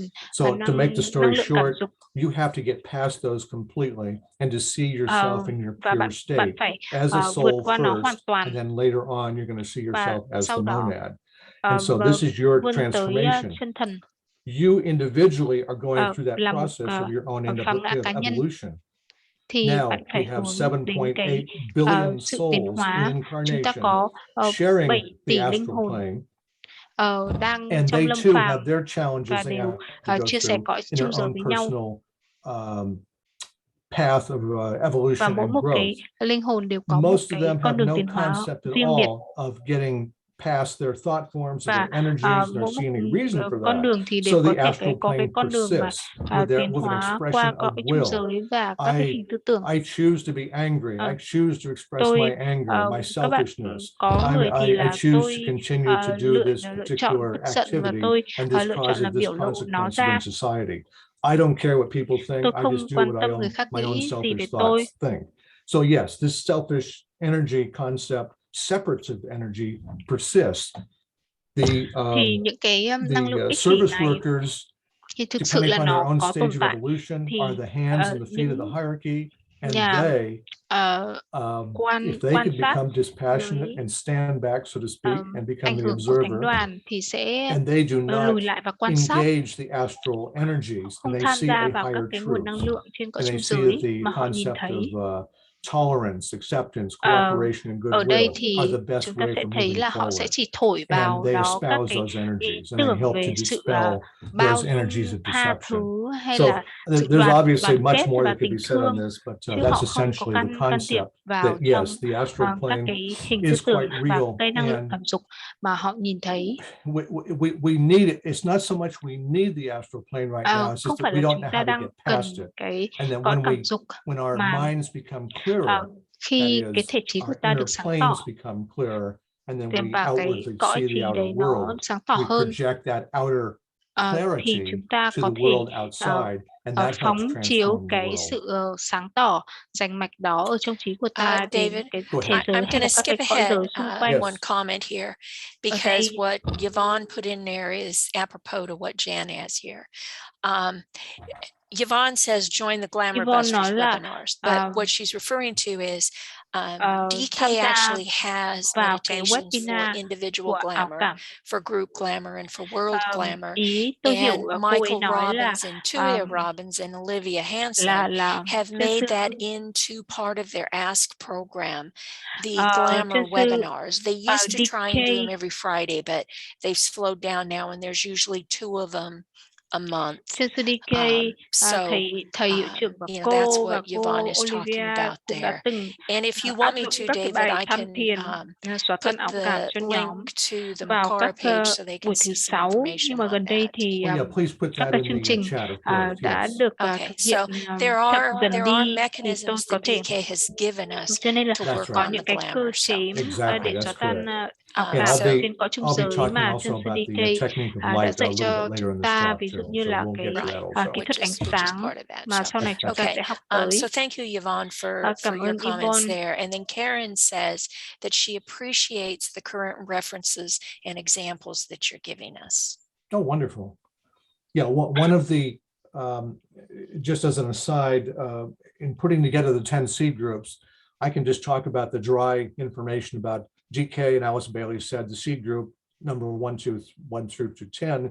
This is what the seed group is and what he said it will be and what it should be and the challenges and everything. Nhóm hạt And giống that'll thì just tôi be có thể dry nhắc lại những gì information. mà trên What CDK I'm đã trying to nói. do is to also bring in real world examples, which Nhưng mà means tôi current nhưng events. cái mà tôi muốn làm thêm đó là tôi muốn lấy các ví dụ thực tế từ trong thế giới hiện thực của chúng ta, xem là các cái nhóm hạt giống thực hiện là được biểu lộ như thế nào trên thế giới vật lý của chúng ta. The concept of reactivity, và chúng ta thấy có những cái sự ảnh hưởng hay là các cái trỗi dậy ở trên cõi trí. Có rất là nhiều người trên thế gian, ví dụ như là 75 hay 100 năm trước kia, họ cũng đã tham thiền và cũng đã giúp cho cái sự kích thích cái thể trí của họ cũng như là của toàn bộ nhân loại. Bởi vì và từ đó thì tất cả thì các cái loại thể trí cũng đã được thúc đẩy như là thể hạn trí, thể trí trừu tượng. Và các cái ý tưởng cơ bản đó là bạn cần phải liên kết với cả linh hồn. Rất là nhiều người đã tham thiền nhưng lại không hiểu được điều này và chỉ có và điều đó là bạn cần phải nghiên cứu các tài liệu rất là đúng đắn. That's not always a term used in other aspects. Có những cái cộng đồng mà nghiên cứu sách của Alice Bailey thì họ có thể trao đổi và nói về các cái từ chuyên môn. People are striving to bring forth to the lower planes có những người thì đang cố gắng để thanh lọc các cái cõi thấp hơn của họ. So Any other comments or questions before Có I những go cái on? câu hỏi hay là bình luận nào nữa không? No, that's all I see right now. Trước khi tôi đi All tiếp. right. So some of the Ok, thì activities of the trained observers in today's tiếp theo world thì tôi muốn nói here về in the hoạt động 21st của century, quan sát we viên đã have được đào tạo. journalists, we have think tanks, we have individual Chúng thinkers ta who have sẽ có addressed the những cái problem of nhà tư corruption in tưởng, government. nhà báo, rồi It's nhà tư largely vấn, rồi expressed những through the người media posing có thể giải questions, quyết được các vấn đề fact-checking, and tham nhũng ở trong challenging chính anybody phủ. who is not practicing integrity, accountability, transparency. And incidentally, I'm going to be Và using nó those phần lớn được thể terms, hiện thông qua việc integrity, các accountability, and phương tiện truyền thông transparency đặt ra in các many câu other hỏi, talks in the kiểm tra future thực too. tế So và those thách are thức bất kỳ ai main, không thực you hành can also tính put liêm ethics chính, in there too, a trách nhiệm sense of phải trình và ethics, minh bạch. as main driving Đối với các nhà bình luận spiritual là công forces for dân hoặc các tổ chức causing phi chính humanity to phủ, move họ forward. đại diện cho bản thân thông For qua blog và commentators who các are trang web trình citizens bày or về các tư tưởng tiến bộ NGOs, hoặc là bảo they thủ. represent Công themselves việc through blogging bổ and sung của các websites nhà báo là expounding tiến on hành điều tra progressive một and người hoặc một conservative nhóm trong một ideas. công ty So the hoặc think chính phủ tanks, với mục đích very vạch trần tham conservative nhũng và dối trá. think tanks and Một ví very dụ nổi tiếng liberally như vậy của hai nhà báo think điều tra tanks. đã điều tra Incidentally, và there's phá vỡ câu thousands chuyện of về think vụ tanks bê between bối America and Watergate. Europe. Bằng And những nỗ lực của mình, họ đã vạch provide trần tình policy, trạng giữa they tham even nhũng write và legislation hạ bệ Tổng thống for Richard Nixon vào congressmen năm and senators, 1974 and provide và strong background and information about a particular subject or matter, and họ therefore có they thể influence mang lại một humanity that cái way. nền tảng kiến thức rất là mạnh mẽ về một Additional cái vấn đề nào work of đó. the journalist, broadcast journalist, or the written or the print media journalist is to conduct investigations into a person or group within a Bây giờ thì thầy corporation or mới nói government về for the cái purpose of đoạn là exposing những nhà corruption, as báo I thì just cũng said. có thể là trở thành những And cái nhà báo a điều famous tra. example of Họ có this thể was điều tra when về two một người hay là investigative một journalists công ty. who investigated and broke the story Những of the người Watergate scandal back in the early ví dụ như là hai cái nhà 1970s. báo điều Through their tra về efforts, vụ they bê exposed bối corruption, Watergate and they helped bring down và họ President đã Richard Nixon in 1974. hạ bệ So Tổng this thống is Mỹ an Nixon. outstanding example of Và how đây là một corruption was cái addressed. The light of truth was một brought cái forth. So you have cho an ta esoteric thấy là concept ánh sáng của which chân came into lý the đã chiến public thắng. eye through these Và điều này two dẫn đến câu investigative hỏi lớn journalists, về sự thật. Bernstein and Woodward, I believe Và their two bởi vì names chúng were. ta luôn luôn nằm dưới cái Anyhow, con mắt của công chúng. that came into the lower 18 subplanes and brought down a president of the United States. Làm thế nào mà để And mang it's cái ánh also sáng happening in xuống được các today's cái cõi thấp nhất, Congress here in the United States, 18 cõi where phụ thấp. the U.S. Congress, the House of Representatives is investigating the January 6th insurrection and about who was responsible for it, who was behind điều it, tra and vào they ngày are 6 attempting, tháng 1 quote unquote, năm nay objectively to bring forth information about truth about what really took place and who were the major players to make that happen. Thì A chúng subtle ta point thì to nhiệm vụ consider các nhà báo là phải that xem journalists or pundits and politicians, they use media to discuss social issues such as on guns, COVID, chúng and ta có how thể each person in thấy là society các nhà was báo hay là các impacted chính trị on gia có whatever thể situation. dùng các phương tiện truyền thông để mà There's a discussion and để mà bàn về tension các cái created chủ about an đề issue when they như discussed là this. But was the issue như là resolved? And this is part of the súng đạn national hay là cái gì conversation. đấy. Does it fester and become another issue that stays with us and doesn't surface again? Tension remains, and what of the residual energy of the issue? Was it integrated where the people feel complete? Not likely. Like for example, with the insurrection, we have certain violence took place. People died that day in the Capitol. And there's complete denial on certain websites and certain people in Congress to say this did not happen this way, and they want to have a completely different discussion about what took place. And this causes continual tension within society that this problem is not resolved and it continues. So this leads to the larger question of discerning truth or expanding on this concept further. Điều này dẫn đến một cái câu hỏi lớn hơn về sự thật sáng suốt. We've established the activities of the trained observers. Cho nên là việc nhiệm vụ is closely connected with the của hierarchy's quan sát task viên of được dissipating đào world tạo, đó là chúng illusion. ta phải thiết lập các hoạt động của We các know that quan sát illusion by viên its được đào nature tạo có mối blocks liên the hệ chặt truth chẽ and với nhiệm vụ attracts của the thánh đoàn. opposite energy. Đó là That làm is the tan light biến of the ảo ảnh soul. của thế giới, ảo When cảm. so aligned, the soul pours forth light and illumination Chúng ta into biết the rằng consciousness. ảo ảnh về bản chất của nó Today, là upon ngăn physical chặn sự plane, thật, the emergence nhưng of lại thu light hút and năng lượng ngược illumination lại, ánh are sáng in của linh so many hồn. places. Khi được liên kết như vậy, linh hồn phát ra từ ánh sáng và sự chiếu sáng và tâm thức. Ngày nay trên cõi vật chất, sự xuất hiện của ánh sáng và sự chiếu sáng ở rất nhiều nơi. Nó có hình thức chống lại các thế lực lừa dối, đen tối ở khắp mọi nơi, đặc biệt là trong các phương tiện truyền thông. Để có một cuộc thảo luận sâu hơn và huyền môn hơn về chân CDK, thì chân CDK đã vạch ra 3 nhiệm vụ dài hạn cho các nhà quan sát viên được đào tạo trong cuốn Sự hiển lộ của Thánh đoàn như sau. Các đệ tử phải học ý nghĩa của sự soi sáng, nhận được trong thiền định và sự cần thiết phải làm việc với ánh sáng như một nhóm để tiêu tan sự hào nhoáng. Cho nên khi mà chúng ta có thể nghiên cứu thêm về ảo cảm. Sau này khi nền văn minh mới xuất hiện, điều này sẽ tạo điều kiện thuận lợi hơn cho nhiệm vụ tiêu tan sự hào nhoáng hay là ảo cảm hay là ảo tưởng của thế giới nhanh chóng hơn, bởi vì các nhóm và những người chủ chốt như những điểm năng lượng mà qua đó các lực lượng của đấng Christ sẽ được tập trung. Nhiệm vụ thứ hai của nhóm đệ tử này là đóng vai trò như một cầu nối cho các thế lực đang tìm kiếm sự biểu hiện của cõi dĩ nhiên của lực dị thái và những thứ phát ra từ các cấp độ linh hồn thông qua tâm trí. Một điều kỳ lạ là cõi trung giới là một trạng thái xác định trước của nhận thức, ngay cả khi nó không có thực thể. Nó là hiện thân của công trình sáng tạo vĩ đại của nhân loại qua nhiều thời đại, thông qua các trung tâm thần kinh và đám rối mặt trời, có nghĩa là lươn xa tùng mặt trời, đúng không? Chân CDK cho chúng ta biết là khi năng lượng sự thể hiện qua hai trung tâm này đã được chuyển hóa và mang đến cổ họng và trái tim bằng cách tiến bộ của loài người, thì những người hàng đầu của chủng tộc sẽ biết rằng máy bay trung gian không có sự tồn tại thực sự. Thì sẽ biết rằng là cõi trung giới không thực sự tồn tại.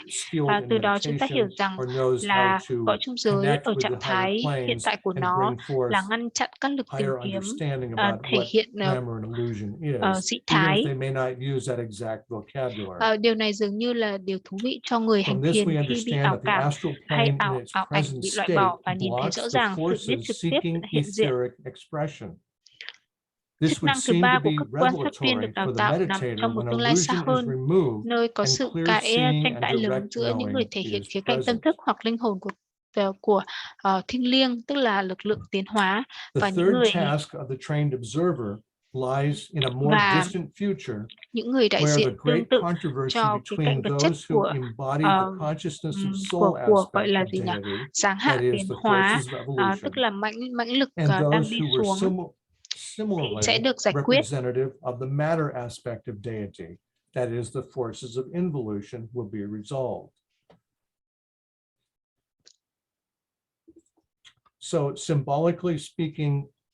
Nói một cách hình tượng, những con đường này đại diện cho các con đường bên phải và bên trái trong nền văn minh Atlantic. Và sau đó, như là chúng ta đọc trong các cái giáo lý huyền môn, chúng ta thấy thế giới ngày nay có rất là nhiều người đang lâm phàm, đang thể hiện cái tâm thức Atlantic, và họ đang được kích thích bởi thánh đoàn, và họ đứng lên để cho thấy cái khả năng cá nhân của mình, để có thể phát triển cái bản ngã ở bên trong. Đây là một cái chủ đề rất là phức tạp, có rất là nhiều cái nguồn mãnh lực tham gia vào. Và 10.000 năm trước, cõi trung giới là một cái phần lớn nhất, và cho đến bây giờ thì cõi trung giới vẫn còn, nhưng nó không còn, nhưng nó đã được chuyển đổi khá nhiều, và nó không còn là cái cõi chính nữa, bởi vì chúng ta thấy là chúng ta có thêm một cõi, đó là cõi trí. Và từ đó linh hồn sẽ tiếp xúc với cõi trí trước khi là xuống đến cõi cảm xúc. Và sau đó then as in the Atlantean civilization, và as in sau đó now, như là bây giờ white and black thì magic were brought into conflict with each other, chính and the thuật pairs và of hắc opposites thuật became đã xung active đột với nhau, và factors các cặp in đối lập trở thành consciousness yếu for tố advanced tích cực trong humanity. tâm thức của nhân loại tiên tiến. Hence, the task of the hierarchy Do to đó, free the nhiệm vụ souls của of thánh men đoàn là from the giải phóng linh surrounding hồn glamour của con and người, to của nhân enable loại them to khỏi achieve ảo liberation. cảm xung quanh và So cho here phép we họ are đạt once được again sự where giải we thoát. have the Ở esoteric đây chúng ta teachings, có những cái the bài esoteric giảng schools, của as I mentioned luận before, môn, rồi are các cái trường luận forward. môn, Esoteric knowledge is available to rồi humanity. It's các cái becoming kiến thức luận mainstream. People are môn meditating. mà People chúng are ta becoming thông qua học mindful of tập their và own qua tham thiền consciousness for the first time, phát triển and tâm they're thức, aware that their thoughts do have energy, nơi that mà their chúng ta thoughts có have influence, and they are nơi mà becoming cái tư mindful, using tưởng that của chúng ta exact ngày ngày word càng gây ảnh hưởng brought thông qua forth lời by Thich nói, Nhat thông Hanh, qua for suy nghĩ. example. And there's other people, Eckhart Tolle also Và brought ví dụ forth như that concept. So như là it's in the Eckhart Tolle mainstream media that we are ở moving trên from the media astral reactivity to the là mental responsiveness là and becoming khi mà chúng observers ta on the so inner sánh and the cái outer sự phản planes. ứng với cả cái sự đáp ứng của tâm trí với một sự kiện nào đấy. Any questions or comments? Có một câu hỏi hay bình luận nào không? No, I don't see anything right at this moment. Mà tôi không nhìn thấy cái gì trong thời điểm này. Continuing. Tiếp tục. The trained observers are functioning to make sense and communicate the new emerging vision which is happening globally. Chức năng của người quan sát được đào tạo là hiểu và truyền đạt tầm nhìn mới nổi đang diễn ra trên toàn cầu. Trong thế giới, tài nguyên ngày càng cạn kiệt do dân số quá đông và tiêu thụ quá mức. Hệ sinh thái của thế giới không bền vững. Hiện nay, thế giới đang được điều hành bởi những thực thể chính trị và kinh tế, những người sử dụng các nguồn lực để đạt được và duy trì vị thế tốn cao bằng cách sử dụng công nghệ làm công cụ để tạo điều kiện cho sự phân chia và cạnh tranh và đối địch. Không cần phải nói, lợi ích ích kỷ của họ không vì lợi ích của nhân loại nói chung, cũng như để kích hoạt kế hoạch. Ví dụ về điều này như là công nghệ được sử dụng để chế tạo súng và bom, hay là tạo ra những phương tiện truyền thông đại chúng tiếp tục lạm dụng lừa dối thông tin và thông tin sai lệch, hoặc thậm chí xâm nhập vào những nơi trong môi trường để khai thác nguồn lực nhằm thực hiện một chương trình nghị sự kinh tế hạn chế. Cho nên chúng ta thấy là một lần nữa cái phương tiện truyền thông được sử dụng để có thể mở rộng và tăng trưởng cái ảnh hưởng và thao túng số đông. Nên and keep it intact and not change it for any reason whatsoever. Or we need to not enact environmental legislation that is going to affect people's lives in a negative way. It's interesting to note that as technology and information expand, they are a primary means for magnifying a crisis and for causing and speeding up the process of competition, rivalry, and towards our inevitable destruction. It's quite a paradox. Và hướng tới sự in hủy diệt không thể tránh khỏi của chúng ta. Century or the early part of the 19th century, we had vào đầu thế kỷ 19, chúng ta có cái cuộc cách mạng công nghiệp hóa. Và là bởi vì cái thể trí của mọi người đều đáp ứng với cả ý tưởng đó về các loại hình công nghệ. Tôi có thể làm cái này, tôi có thể làm cái kia. Thì đó chính là cái quá trình của cõi trí trong vòng 20 đến 80 năm vừa qua. Và cho nên đây là một cái điều đúng trong cái sự thay đổi trong thể trí của con người.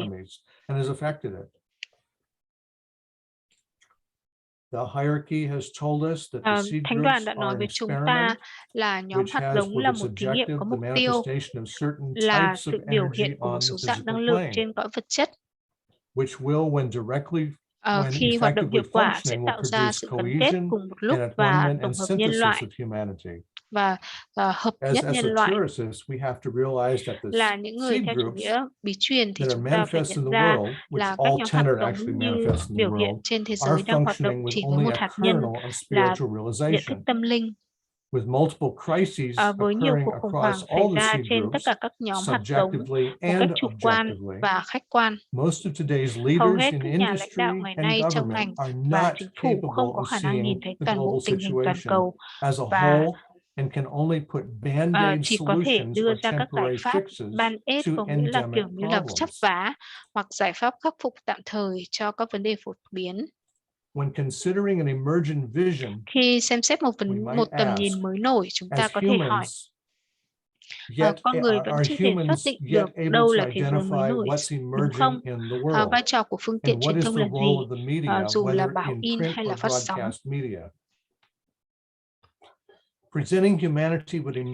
Trình bày về nhân loại với tầm nhìn mới nổi bởi những người phát minh, bởi những người phát ngôn đúng đắn sẽ đại diện cho một sự thay đổi cơ bản trong quá trình tiến hóa, chẳng hạn như chuyển từ định hướng đơn bào tư duy tách biệt sang môi trường đa tế bào, cộng đồng quốc gia làm việc hợp tác cùng nhau.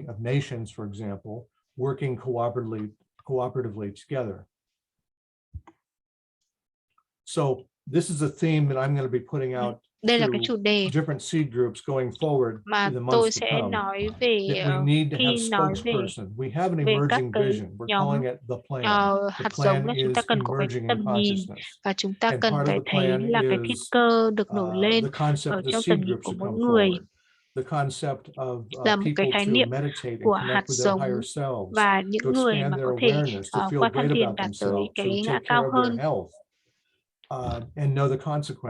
và biết được cái kết quả hay là cái kết quả của xã hội, hay là sự phá hủy của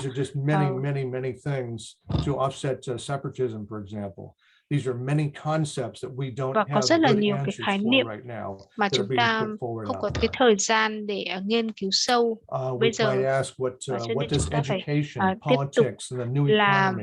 Cho nên chúng ta hãy hỏi là các vấn đề về giáo dục, chính trị, nền kinh tế mới, khoa học, tâm lý học, nghệ thuật, truyền thông trông như thế nào khi hoạt động về mặt đạo đức. Chúng ta sẽ xem lại chủ đề về tầm nhìn mới nổi trong các cuộc nói chuyện trong tương lai vì nó liên quan đến nhóm hạt giống khác. Tuyên bố tầm nhìn là một tuyên bố thực tế, không phải là chỉ trên bầu trời, không phải chỉ là một tuyên bố trên trời. Nó được những người viết tầm nhìn hình thành cẩn thận và diễn đạt một cách chu đáo. Một tuyên bố tầm nhìn xác định mục tiêu tổng thể của nền văn minh và hướng dẫn sự phát triển. Một tuyên bố tầm nhìn mô tả những gì nền văn minh muốn con người và nền văn hóa trở thành. Tuyên bố tầm nhìn của nền văn minh khi ghi lại những khát vọng và ý định cao nhất cũng như triết lý làm nền tảng cho chúng về nền văn minh cho dân tộc khác nhau, cho các thế hệ hiện tại và kế tục.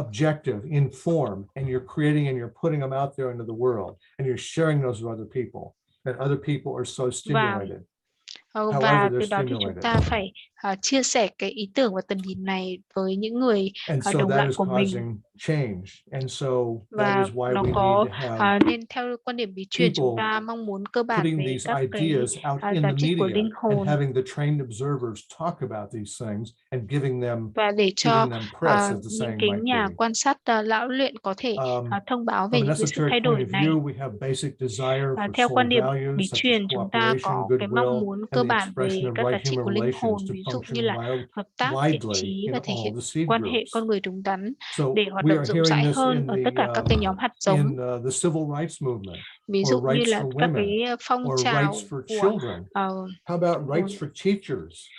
trẻ em, của giáo viên, những người cần phải được đi dạy, những người mà phải đối mặt với cả Covid.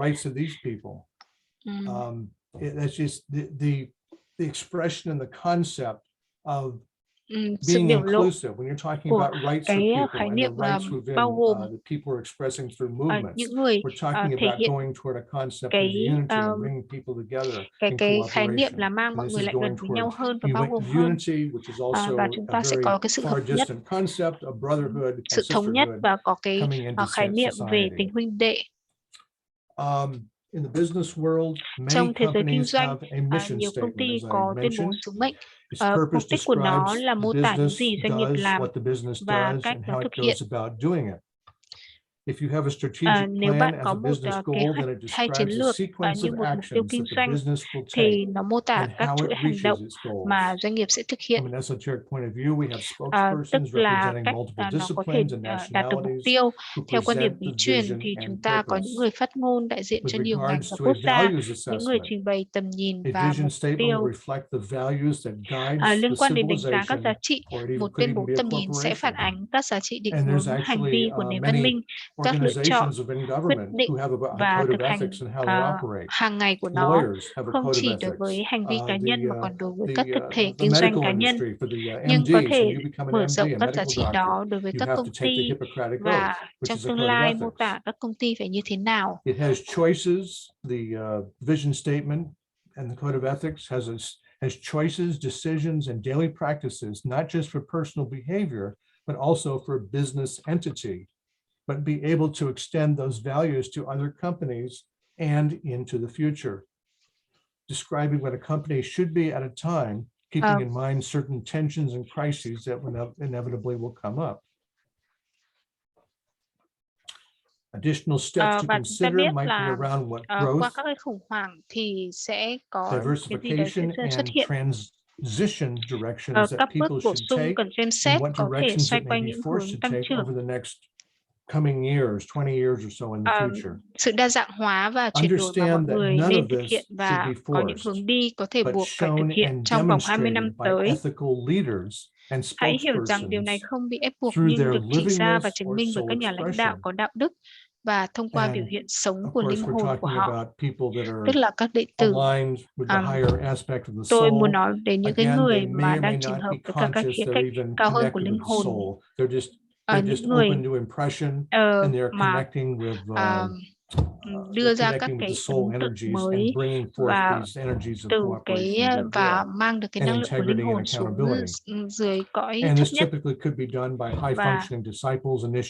và cái công việc này thì có thể được làm bởi những cái đệ tử cao cấp.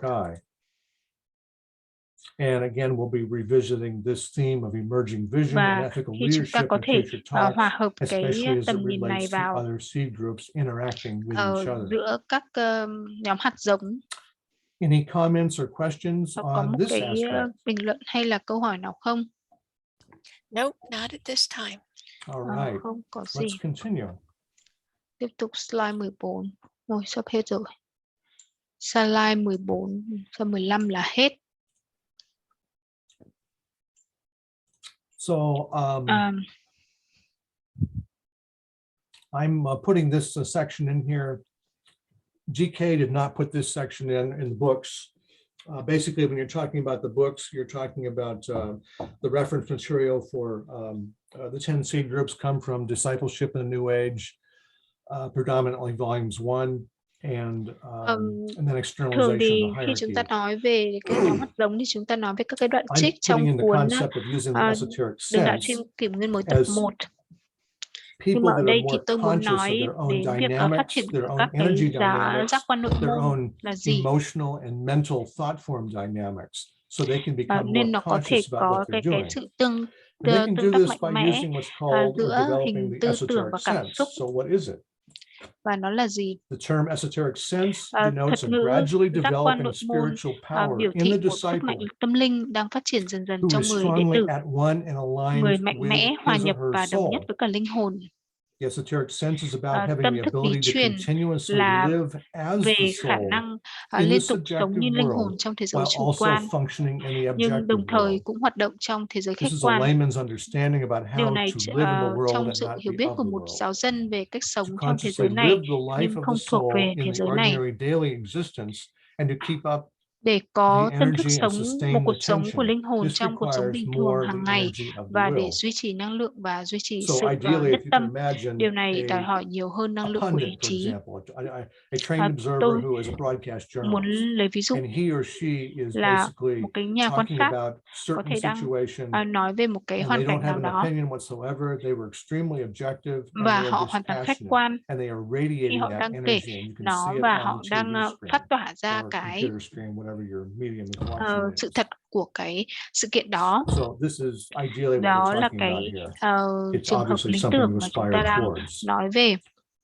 The esoteric sense và allows you to cảm giác live and huyền function bí subjectively cho on phép mental bạn sống levels và hoạt and the động một lower cách chủ quan 18 trên các cấp độ tinh subplanes. thần và The 18 disciple cõi holds an phụ thấp attitude hơn. which can orient in both inner Người and the đệ outer tử giữ một planes. thái độ This also định hướng means theo cả deriving cõi bên deeper trong và bên meaning ngoài. from abstract Điều này nó cũng ideas có nghĩa là suy connecting ra with the ý nghĩa higher sâu mental sắc hơn, plane, hình thành and các ý maybe tưởng from trừu tượng, meditation.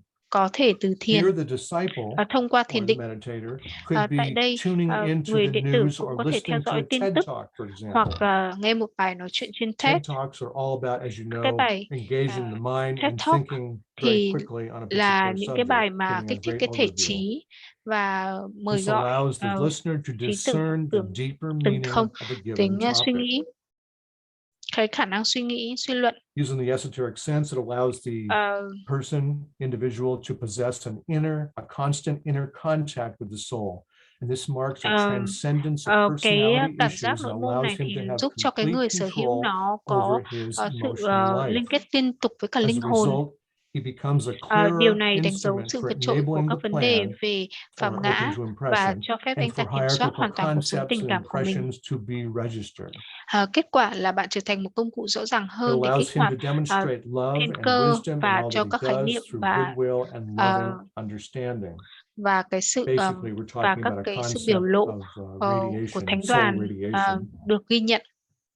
The esoteric sense allows the disciple meditator to tune into the realms Và of cái thought này nó and cũng tích cực thể ideas. hiện tình yêu và sự khôn He can ngoan trong tất choose cả những those gì mental bạn làm concepts thông and qua thiện ideals trí which will be và sự recognized hiểu in a biết đầy world yêu of thương. everyday thinking Rồi and các living. cái giác quan nội môn cũng He'll cho be phép able bạn điều to chỉnh develop tinh an thần attitude trong of lĩnh vực mind where he'll be able suy to nghĩ và orient ý tưởng. himself on a high place of Bạn có thể chọn inspiration những khái niệm and và ý light tưởng tinh thần đó. and Những lý tưởng transmit này that sẽ được ghi energy. nhận trong thế giới của suy nghĩ và cuộc sống hàng ngày. Using the Bạn esoteric sense, you'll be sẽ able to phải communicate with and discover with ở his fellow đó workers phát as triển they một are thái able to độ work của tâm together in trí nơi bạn implementing có định hướng divine bản thân intentions.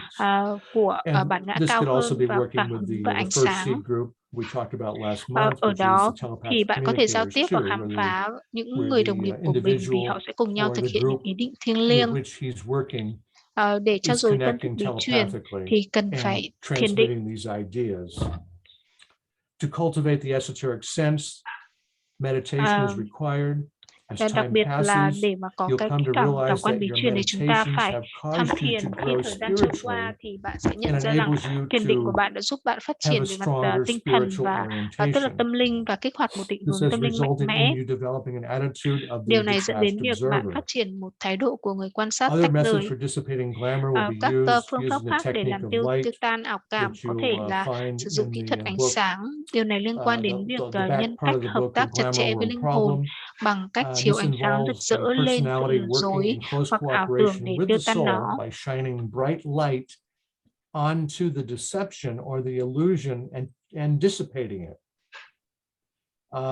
I provided a handout which Tôi BL, đã if you đưa could cho make các that bạn một link cái available in the chat, tài please. liệu phát ra các kỹ thuật There's a để làm việc handout, trong tâm techniques thức for để các working bạn in có thể consciousness tham khảo và that sử is dụng for a cái list of đó. techniques that can be used. It's more of an abbreviated form of what's in the Glamour World Problem. Of course, if you want to get into the nitty gritty of the technique of light and get more detailed, nếu you mà can các bạn có actually read that in muốn the cái latter, thông tin cụ thể approximately hơn page 190 in Glamour World Problem. I don't remember the thì exact các bạn page có thể numbers, but vào it's trang approximately it. 190 của sách ảo cảm một vấn đề của thế Does gian để anybody tham have khảo any thêm. questions Ai có on câu the hỏi esoteric gì hay là sense? bình luận gì về các cái giác quan nội môn này không?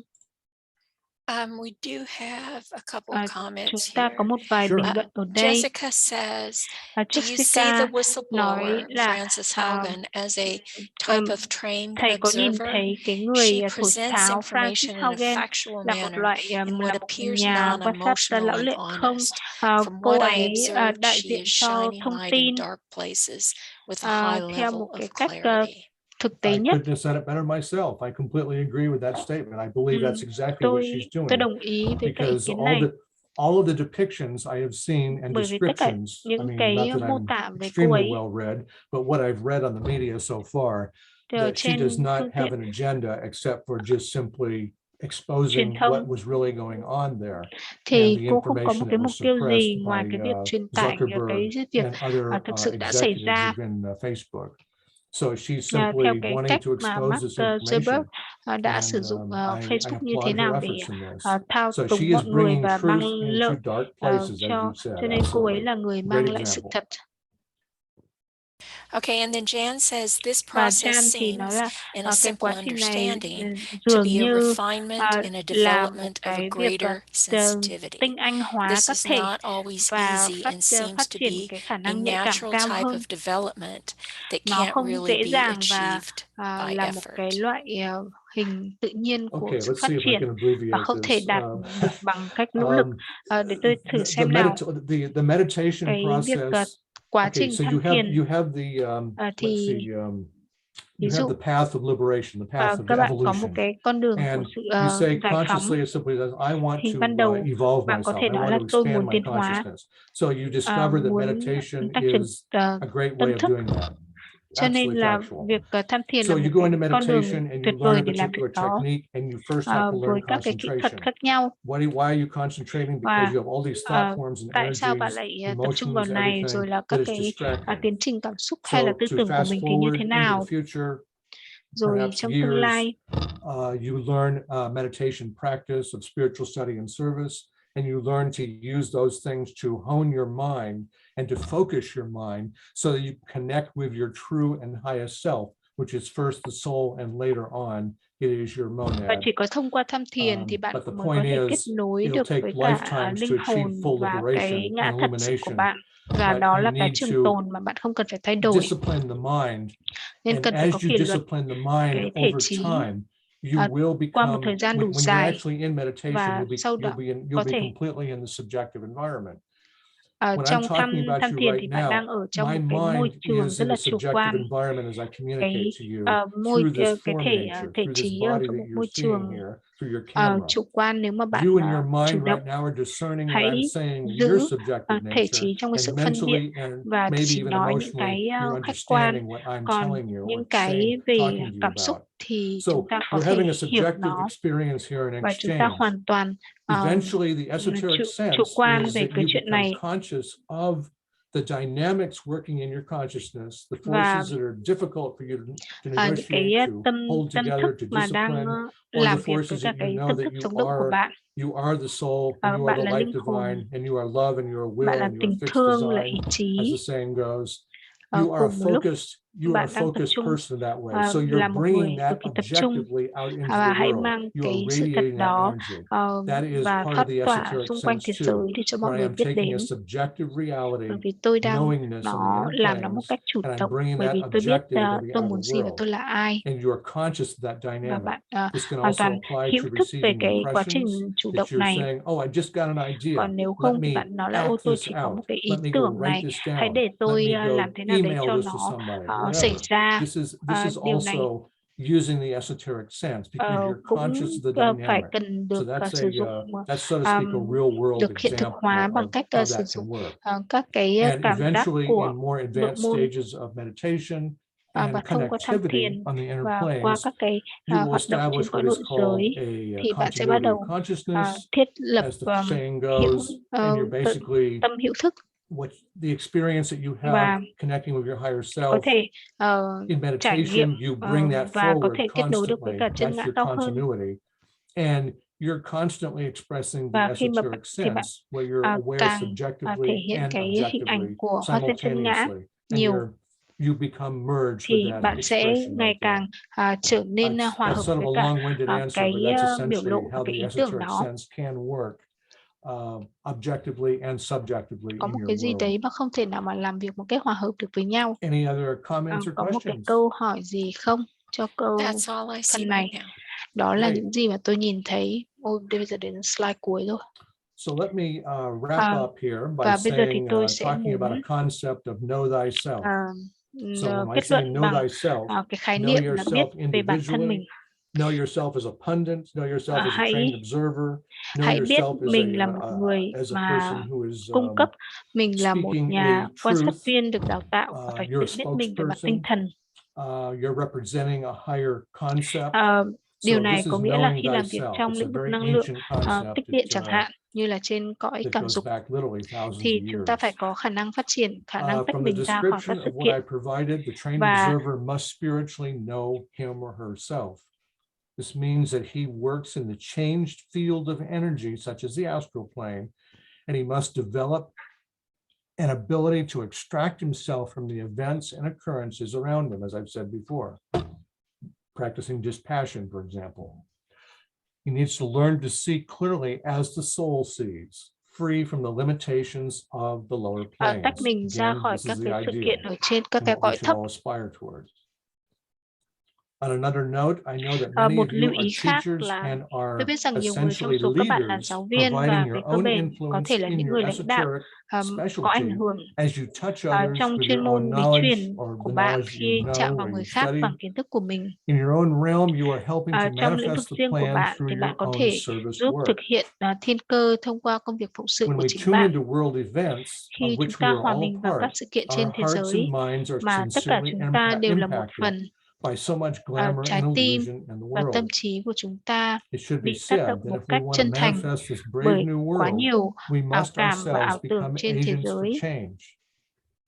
This requires you, the Nên esotericist, to be chúng ta muốn clear thể of hiện who một you thế giới are when mới dũng engaging cảm people bằng and bản thân, situations. thì chúng ta phải And trở again, thành when tác I nhân say cho the sự thay đổi. esotericist, Điều này I'm đòi hỏi saying bạn that là you người are theo chủ conscious of nghĩa your own bí truyền consciousness. phải rõ bạn là Now, ai khi thu hút this mọi is an người và các tình expression huống. that I don't believe Bailey or Và tôi không nghĩ là Bailey hay là DK actually used that DK exact expression, but đã other sử people dụng have chính said xác this outside of that realm, but it's basically từ saying the này. exact same thing. Nhưng mà I am conscious that I am a người soul khác cũng incarnate, cũng and nói that về my cái câu này, consciousness is saying and doing tôi what là it's một cái doing, tâm thức, and then tôi I là một know linh and hồn objectively and đang lâm phàm. dispassionately doing what I'm doing, etc.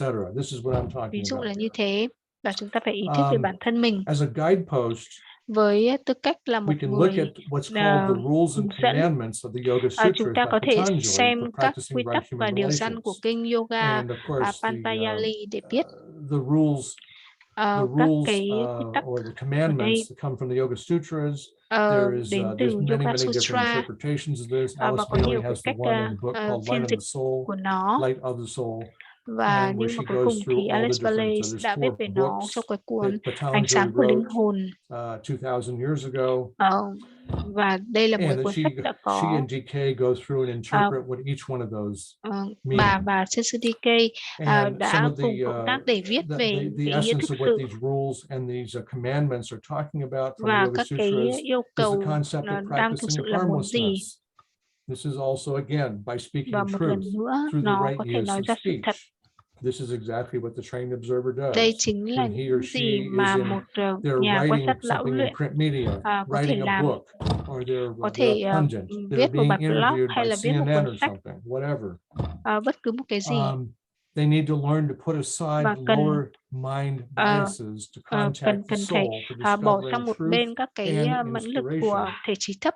In our context of today's discussion of the trained observer, this directly relates to the use of speech and Và imparting những cái truth người in này all có that thể the trained sử dụng observer cái tự do expresses ngôn through luận the của mình medium of the voice và có thể and the nói lên organ cái of tiếng nói của sound. mình ở trên các phương tiện truyền thông. There is a concept called the Rồi abstention from có theft. một cái This is not just stealing a physical object. có một This cái is the service worker is precise in all of his từ activities cái and consciousness, người trộm cắp là những người and directly nhà relates phụng him sự to not taking or là appropriating anything that does not precise belong to về cái him. gì ấy. This may including Điều này nó this có may thể have to do bao gồm with plagiarism, for example. ví dụ như There's là been certain đạo people văn, in the một last số người few years who have trong những năm plagiarized vừa qua speeches, for example, or parts of cố tình speeches. đạo I văn won't của use a ai specific đó. name, although I have it in my mind, but it's just Cũng có trong that's just one example. trí của mình. Đây chỉ là một Within the cái ví dụ. mind, Ở trong the trí mind must be developed to thì become cần phải được telepathically phát triển sensitive để in có two cái khả năng directions, thần giao cách cảm towards the world of the souls and toward the world of men. với cái thế giới của linh hồn. This relates to using the Và esoteric nó liên sense quan đến việc where sử we live dụng both các cái subjectively and cảm overtly giác in the world. nội môn, Again, nơi this mà is chúng ta the có thể sống person một cách chủ practicing quan accountability, và transparency, khách quan ethics, ở and trên thế gian. accountability. When the service worker embraces these values, rules, and commandments, he becomes the caretaker of his own evolution, becomes responsible for who or he she khi is. những This cái includes nhà being a good phụng sự steward viên mà toward the thực sự planet. muốn quan tâm This đến is our các cái only hope, giá trị và quy luật and we này, must protect the land, the water, thì and the chúng ta air cần so everyone phải can flourish in a clean bảo environment vệ now and into the cái future. vùng As vùng good đất, rồi stewards, nước, rồi humans không stand khí mà tất midway cả mọi between người the hierarchy đều and the có lower thể kingdoms, the phát animal, triển và plant, nở and hoa mineral trong môi trường kingdoms. trong sạch. Và bây giờ và Lastly, what trong I tương would lai, boldly suggest for those điều cuối people cùng mà who are so tôi motivated, muốn gợi ý bring the cho essence những of the người higher mà vision không and có cái spiritual động lực values to để mang leaders lại of the cái existing 10 seed cái tầm groups quan and their trọng cho cái tầm subordinates. nhìn cao So hơn this would và be các cái to giá the trị people in tinh thần economy, the tới people những that nhà are lãnh đạo của economics, 10 nhóm people in the hạt political giống. industry, people in the Thì arts, đây có thể the được sử scientists, the dụng educators, thực people hiện qua in việc the religious community, nhận the dạng những người scientists, mà sẽ đại diện the cho tầm psychologists. nhìn This cao can be hơn done by identifying hay those giá who trị represent cao hơn, higher vision and và values giúp and giúp contact đỡ and và support nâng đỡ and họ và công uplift việc them của họ. in their work. Alice Bailey talked Ví dụ, about this. I don't Alice remember Bailey exactly nói where, but I believe it was là referenced in tôi không numerous nhớ là chắc chắn places chính xác ở đâu, that we need to thì bà identify nói those là chúng ta people in cần the new group of world phải servers, the nhận service ra workers, những thành service viên của đoàn người mới phụng work sự thế gian workers, and identify the ones that và are talking about goodwill and bringing people together. và nhận And ra họ identify nói về them cái and gì uplift và them and thu hút acknowledge mọi them so người that đến với these nhau. words, these concepts and ideas are brought forth into the mainstream conversation. And this is the essence of what the trained observer is doing. Và He đây or chính she là is cái điều quan working trọng with the nhất. national conversation. And basically with present thoughts and ideas, Và về cơ bản thì chúng ta bringing có them một forth, cái tư tưởng hay là ý tưởng in a higher way. Theo một cái ý nghĩa cao Thank you hơn. for listening. Does anybody Cảm ơn have các any bạn đã comments lắng or nghe. Ai ideas? có Go bình ahead. luận hay là gì không? Joanne says, is being Joanne conscious nói, of your own có phải consciousness becoming awakened? Có phải là chúng ta ở một cái trạng thái tỉnh thức về chính cái tâm thức của mình thì là một cái sự thức tỉnh không? Khi mà chúng ta nói là chúng ta đang hữu thức là đang ngồi trước màn hình máy tính chẳng hạn, và chúng ta nhận thức về cái tâm thức của mình, lắng nghe cái thế gian này và lấy được cái thông tin này, thì bạn thực sự là cần phải thức tỉnh ở trong cái phút giây hiện tại. Đây là một cái phần giải thích dài, nhưng mà tất cả chúng ta đều trong cái quá trình đang tập để thức tỉnh hoàn toàn. Understanding this concept that we are consciously aware. Other questions, please. Yes, Jan says, very helpful, David. Your clarity and definition of these current problems that we are in is very helpful. I can certainly see why this is termed as an experiment. Thank you for your insight. Of course. And then I personally would like to apologize to you, David, for not being able to help you with the technical issue. And it may have been something as simple as you needed to stop your screen sharing before you changed the settings and then redo this. But I don't know. I'm consulting our resident expert who was busy on another project. So no problems. No but problems. he did tell me that what he can do, number one, everybody, David has shared his slides with us. We've had them up on the website for about a week. But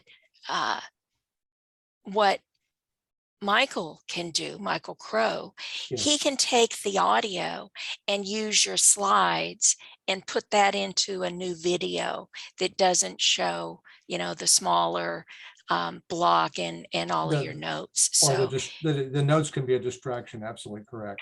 Right. So everybody, we have ways around this. And again, I apologize for not being able to walk you through that today. Yeah, and also just for your information, the PowerPoint that you posted a week ago that I sent, I tweaked it a little bit, so it's a little bit different than the one that's on this one I did today.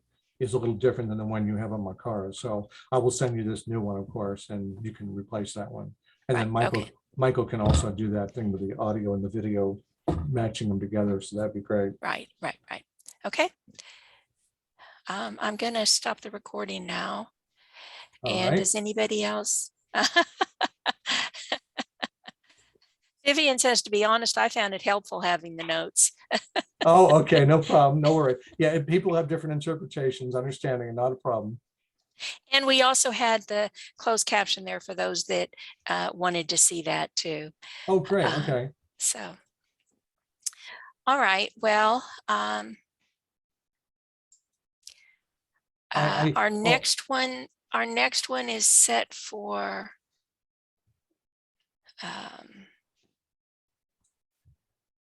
November 13th. All right. And we are changing here in the States, at least. We're changing to daylight savings time. I believe the weekend before that. So it'll become 8 p.m. Greenwich Mean Time, which is 1 p.m. Well, I'm here in Arizona, so yeah, it's gonna. Yeah, so you have to look at the Greenwich Mean Time and then figure out where you are in the world, what the time is. It starts. Yeah. Okay, so thank you, everyone, and Cảm ơn mọi người. goodbye, David. Well, thank you for listening.